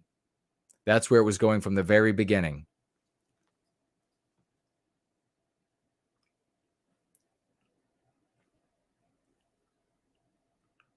Ursa Major says it's worth listening to Jason for the point he is making here. I appreciate that. Thank you. Kinfolk is here. Great to see you. Kinfolk is using the word ethnocentric a little bit differently than I use it most of the time. He seems to be using it for like the totality of our people. Very often, though, when people say like ethno-nationalism, they're talking about like British or even English nationalism. And it's that sort of myopia that enabled us to have our heads smashed together by anti-whites of all races. So we have to make sure if it's going to be an ethnocentrism, that it's an ethnocentrism of the totality of the white race. And then I would agree. Great to see you. For Null writes here, the problem is anti-whiteism.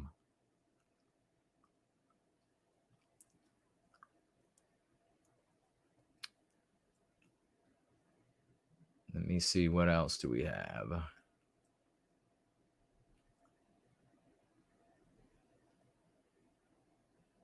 White Wolf is with us. Great to see you, brother. Linda asking, I would answer the question. Thank you for asking.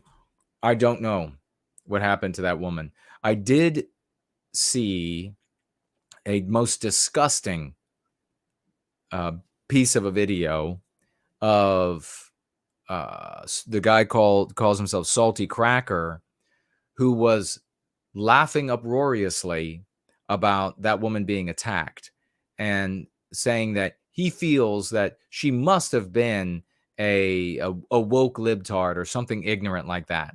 What an idiotic thing to say. And of course, it's easy for him to say since his wife is Hispanic.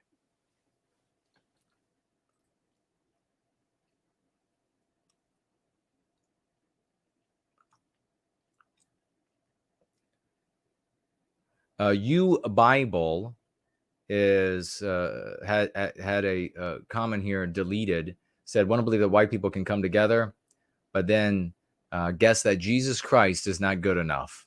No, that's you. I don't know why your comments were deleted, but we have Christians here who, I mean, we have Christians who donate financially gift every single week.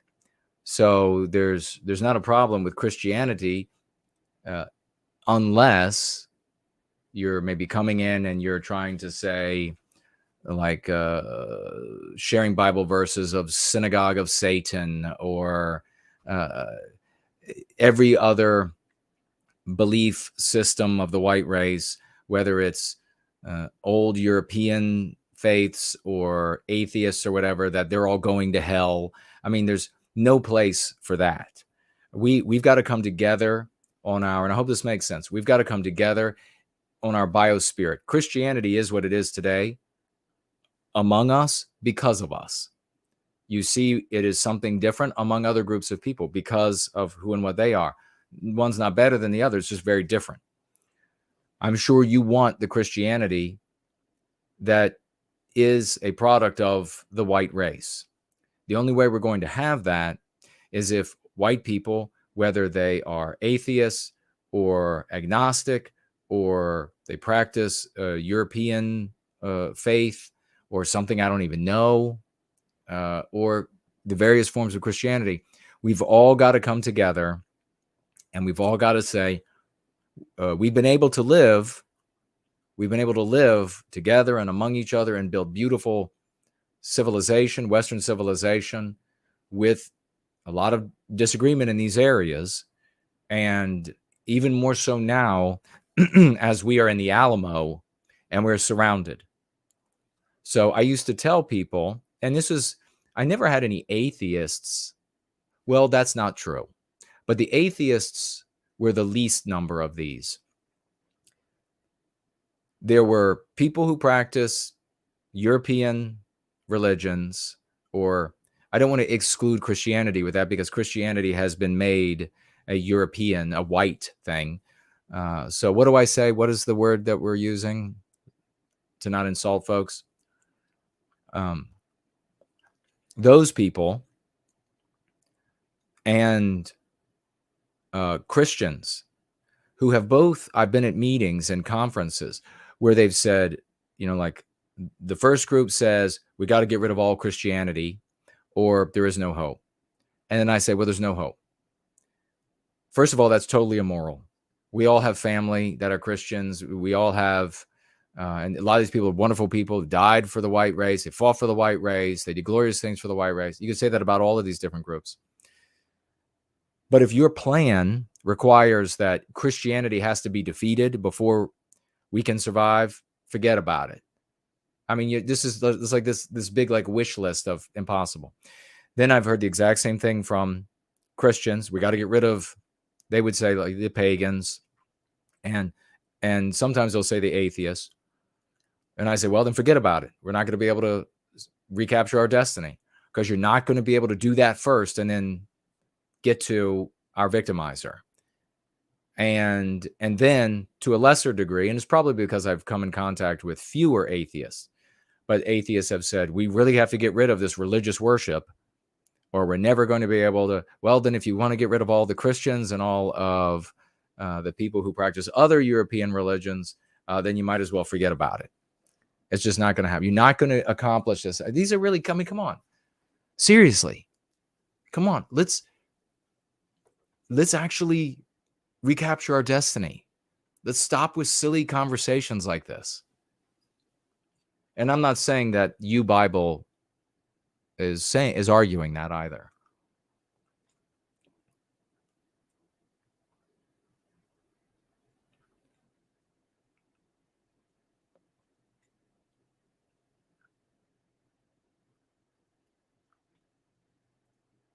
Northwest says, love you, brother Jason. Much love in return.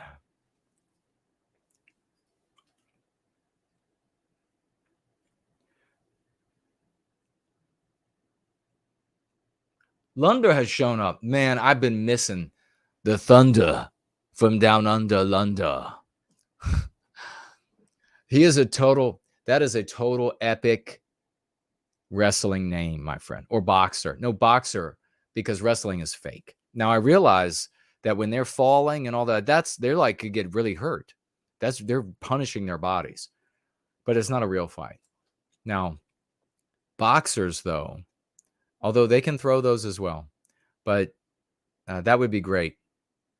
The thunder from down under London. And he comes out there. And he like stretches back all the muscles and the veins across like the chest and the six pack. It's like, ah. I love doing that. You can hear like the tendons snapping. Ugh. Ivan the Horrible is here too. Great to see you, man. Ivan says he's been calling it a Johnson since he was 13. Yeah, I don't even know how that got started. Probably a guy named Johnson. Isn't that how like most things happen? They name things after the guy. There was probably a Johnson somewhere, and he's like, did anybody give that like a slang name? It's penis, right? And I'm going to call it Johnson. And it caught on. Now if we could only track him down. Demolay is here. Hello and welcome.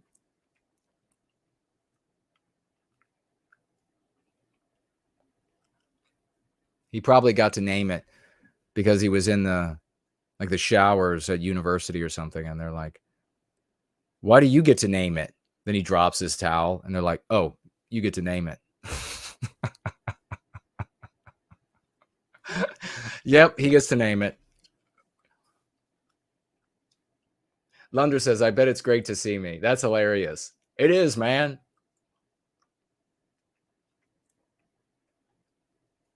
All right, Fernell is actually filling me in on some info here. It says the person Hubble was in here spamming and was warned multiple times. Okay, so it was just a spamming issue. You can't spam in this chat.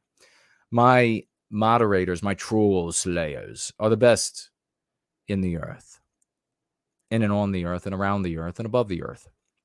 And we're human, though. We make mistakes sometimes, but these troll slayers are the best out there, and they've been doing it for years and years, and they know what I'm looking for and what we have to look for to make the chat productive. And if you come in and you're spamming just about any YouTuber out there, content creator on any platform, if you're spamming something over and over, their moderators will say, hey, please stop. Hey, please stop. Okay, I'm deleting the message. And then if you're like, well, I'm not allowed to talk about the Bible here, that would be disingenuous. I'm not saying that's exactly what happened. I'm not saying, but come on.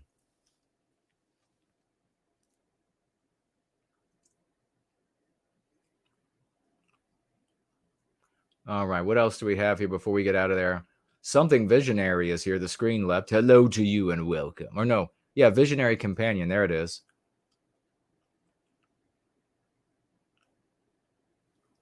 What is this now?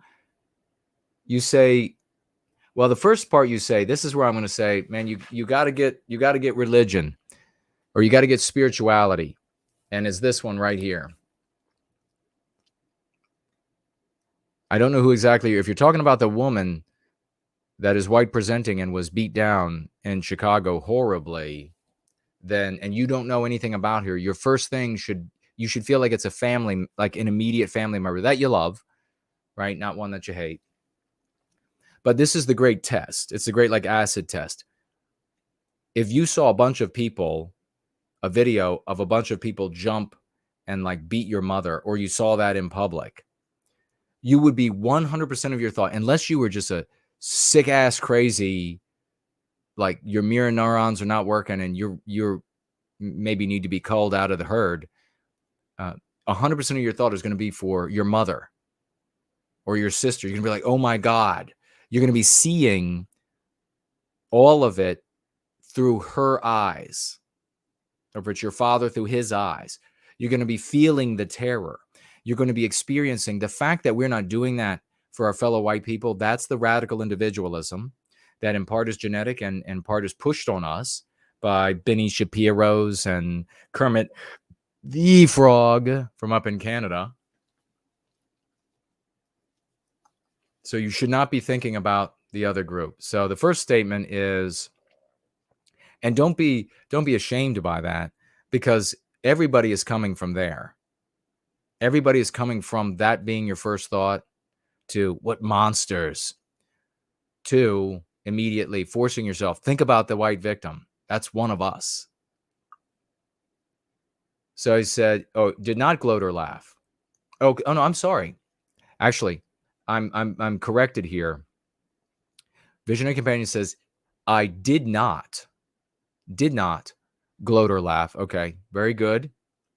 At the white female victim's experience. Okay, that's great. That's great. I had read that wrong at first. And then says, but my heart sank when she appeared on YouTube with a black boyfriend. Now, is that true? Is that true? That's terrible. What a shame.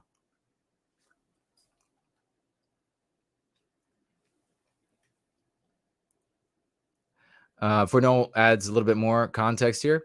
He says the main message was that the biggest problem is that people are not worshiping Jesus. Nobody was engaging with that person and they wouldn't stop. Yeah. That's not the biggest problem. I'll just have to tell you. Have things gotten worse with Christianity in place? Yes, a lot worse. So Christianity in all its forms and all its iterations, unfortunately, like everything else in the West, has been defeated by this dark anti-white magic.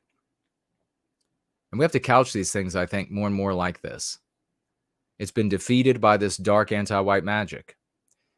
And so you have to have recourse to something else, and it is the white magic of the Go Free method. Now, that will recapture your church for you. And it reminds me of a big meeting that I attended one time in Central Virginia, where there was a guy who was very religious, very Christian. And he was talking about how everybody needs to be very devout and they need to pray to Jesus all the time. And good for him that he is so committed. And I really like this guy too. So I'm not ragging on him. I really like him. Great guy. And I eventually said to him, and it was a very sobering moment in the middle of his giving this speech, I piped up and I was just like, whose God do you want to win? Your God, the Christian God, or somebody else? Or at that time I was like, our God, the Christian God, or somebody else's? But specifically, it was his advocacy for it. And he said, well, our God, I want Jesus Christ to win. And I said, okay, then we have to start contesting our victimization with other tools, because prayer and beseeching either Jesus Christ or his Father in heaven, however you look at it, or Thor or Odin, none of it works. We've got to look to the Jesus Christ or the Thor or the Odin within us. And then what's happened throughout time, it seems, as I've read history, you might get a little push from some divine help. They never do it for you.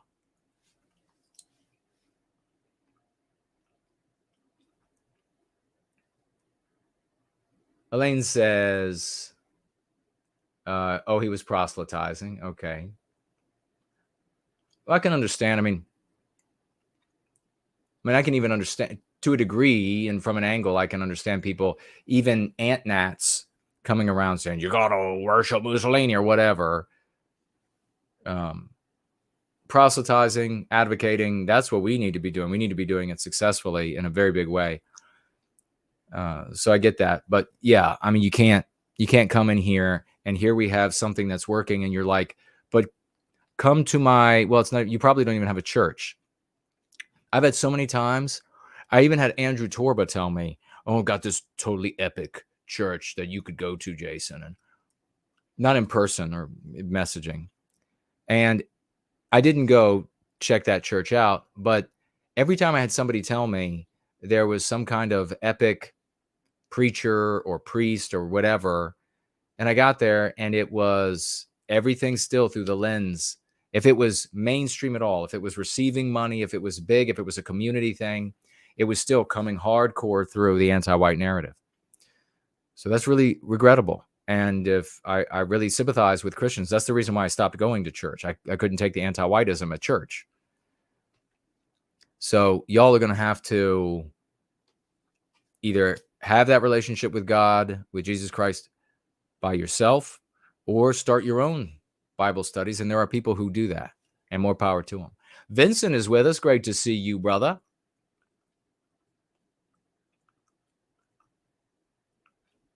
Is saying it's because of President, Lyndon Johnson. Was it really? That's funny. Lyndon Johnson dropped his towel, and then everybody affirmed he could name the Johnson.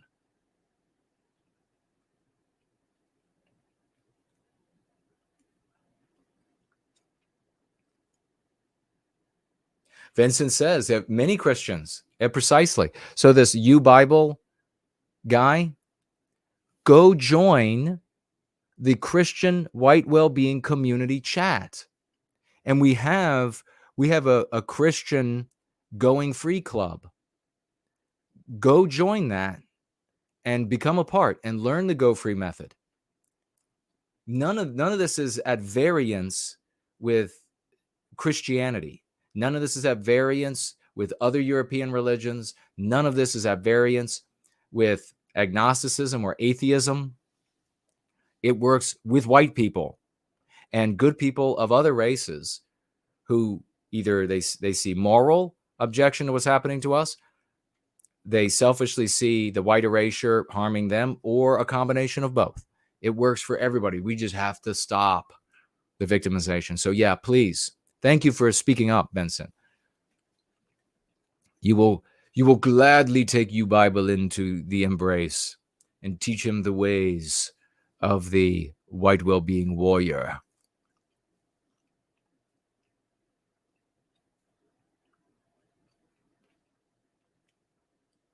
Lunder says, "'Tis true." That's funny.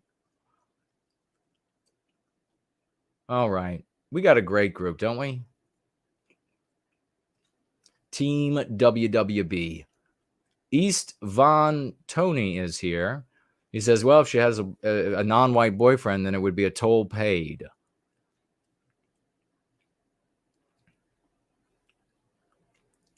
You got to pay that toll. That seems to happen so often. I remember for a long time there used to be these people who would go and, do y'all remember this? Is it still done? And I just don't see it anymore. But they would go to these like Facebook pages and they would, I don't think it was on any other platforms. Maybe I'm wrong though. And they would find like the current pictures that were being shared of women who had non-white babies, mixed race babies, white women, and they would be single mothers. And then they would look back in the timeline and then they would find that the pictures of the woman brutalized, obviously this is not every time, but it's a lot. I've seen a lot of them, and find them brutalized and then go back even further and then find when they were happy, the halcyon days of their relationship with the non-white guy. And of course, while we allow for the possibility, and it does happen, of people of different races falling in love, like genuinely, we also recognize that in the majority of cases, white people choose non-white partners to escape being white and to victimize the white race. And that we have to acknowledge because it is indeed the case. In fact, we had a guest one time, Jared George and I had a guest one time that at the beginning of the interview, he had revealed for the very first time that he had dated non-white women. And we asked him right away if it was because of some sort of animosity toward the white race, because he didn't feel an identity as a member of Western kind, because the identity that was pushed upon him that was a negative identity that made him hate himself and hate our people. And he said, no. Now, this is how most sort of therapy sessions go. We talk further along and we get deeper into this conversation. When you know it, he ends up saying, I felt terrible about being white. I hated my people. I didn't like being white. And that's when he started dating non-white women. So it is this effort to be anything other than this demon in the anti-white narrative. There's making that mistake is not your fault. It's, reminds me of a joke. Where these two young salmon are swimming upstream and they're struggling. They want to get upstream so that they can spawn. And coming back toward them is this big old grizzled salmon, And he's got a smile from fish ear to fish ear. He's done had his fun. And he says, how's the water, boys? And swims on by. And the two young salmon, they keep swimming upstream for a little while, not talking anymore, but thinking. And finally, the one turns to the other and says, what the hell's water? And that's anti-white narrative.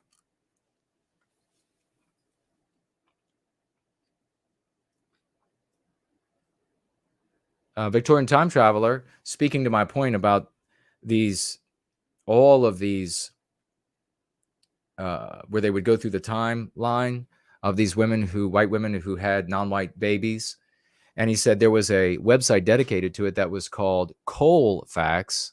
And of course, that's coming from that verbiage. And it was a play on Carfax, but the website was shut down or moved somewhere else. And he hasn't cared to try to look for it. For this phrase, quote, burning the coal.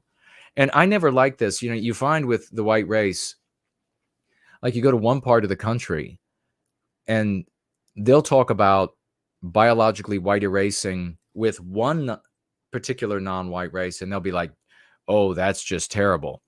But then another non-white race, and they're just like, meh.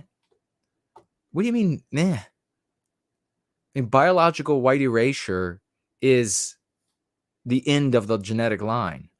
The babies can be beautiful people. They can be wonderful people. They can be productive, law-abiding, and all of that. And the vast majority are.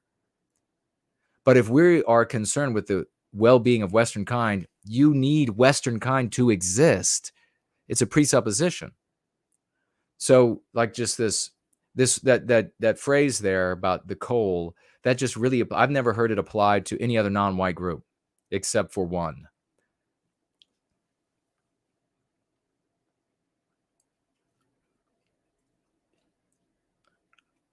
Noel makes a great point.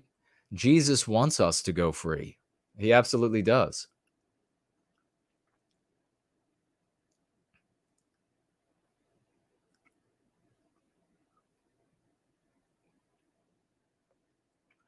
When it comes to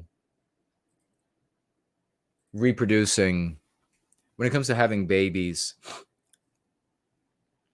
with people of our own race, we need to have a choice. And white people are not given a choice. And that's how you have to talk about it. Don't say, you hear these people from these antag circles who will talk about it like they're just these disconnected scientists looking on some ant or termite colony in the jungle somewhere, and they're like, well, they need to breed with this or that, or we're human beings. Don't talk about it that way. It's not about breeding with this or that. We need to have a choice when it comes to partners, and we're not given a choice. This is a conversation you can start with people that matter to you. We're not given a choice because, yes, for now, I'm not saying that this will absolutely change, but for now, we are able to marry the person of our choice, but we're not able to choose white. What do I mean by that?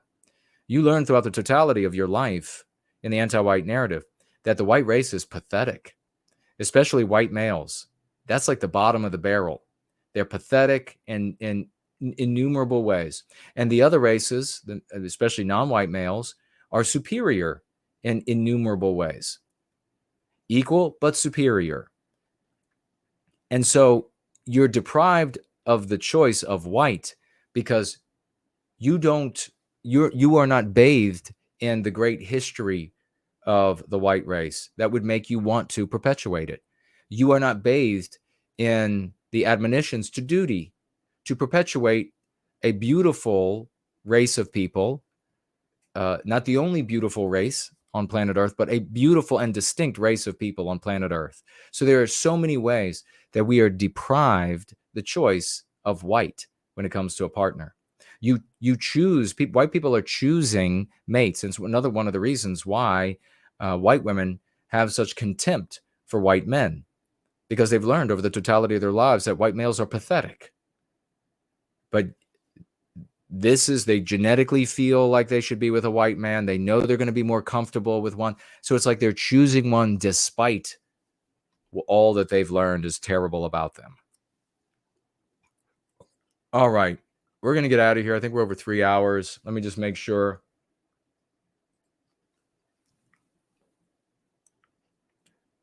Look for us on Sunday. We're going to be ramped up. We have some really exciting stuff coming up, I tell you. We got to keep working hard. Don't get disheartened. I mean, I want you to double your effort because I'm going to tell you what, some very exciting things are coming.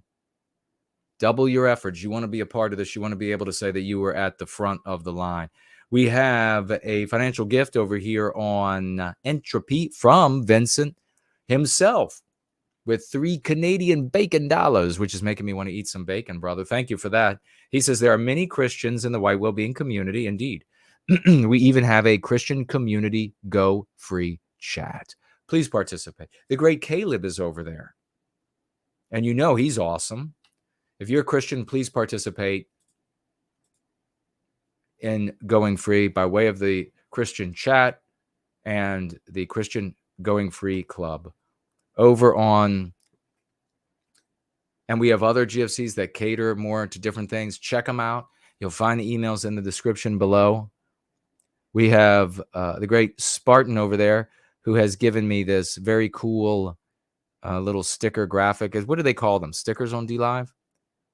It's like these pulsing lights. And all of a sudden, like I fall over with a seizure. And we have somebody called No White MILFs saying, what's this now? Throw the all down? I don't know.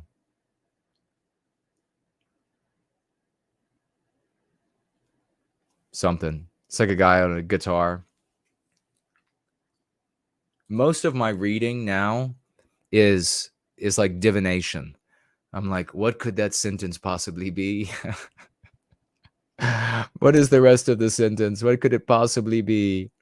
That's why I got to wear these glasses. I got to put these glasses on. But the problem is, despite looking dashingly handsome in them, I can't see that far away. It's even worse with these on. Let's see. We have one library token over on Odyssey. Thank God I looked.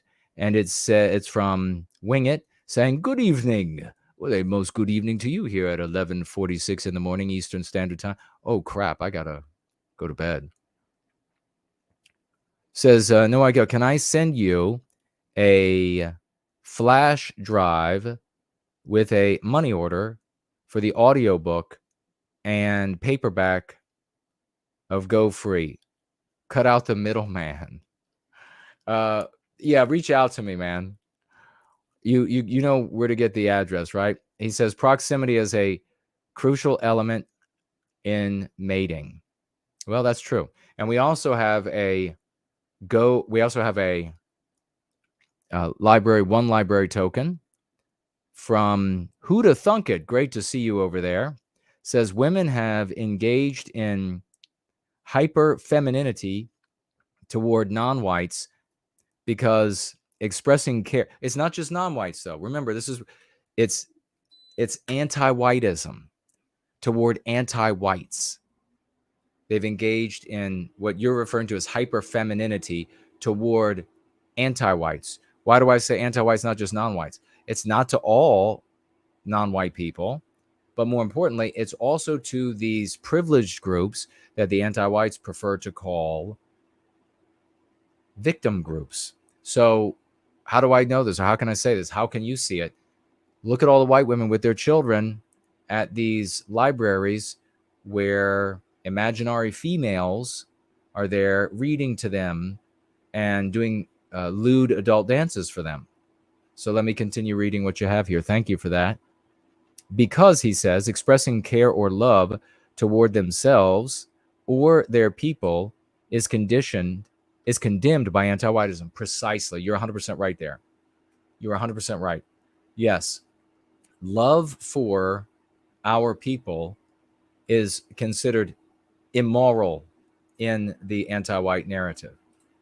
So even just standing up and saying that you object to the victimization of white people is like a revolutionary act for most folks.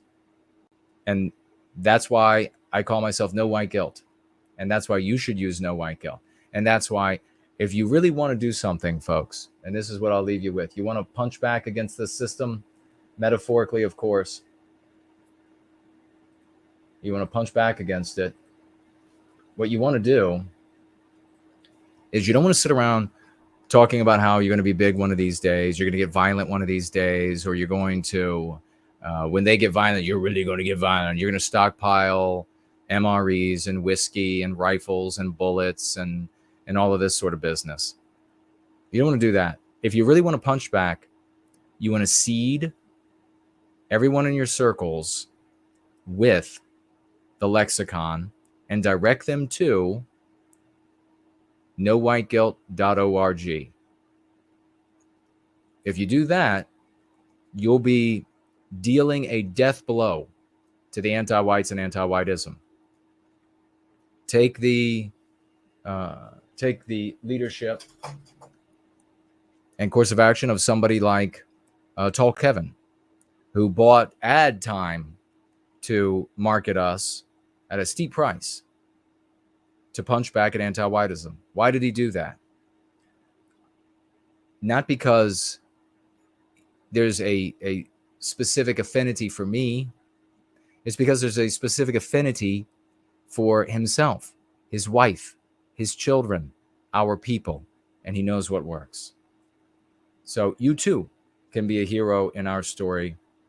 Take my hand. Take the step to something that works in a better life, away from acting like the villain in somebody else's story with a bunch of hollow bravado where you just end up in prison where you get hollowed out. I love you all. Let's go free.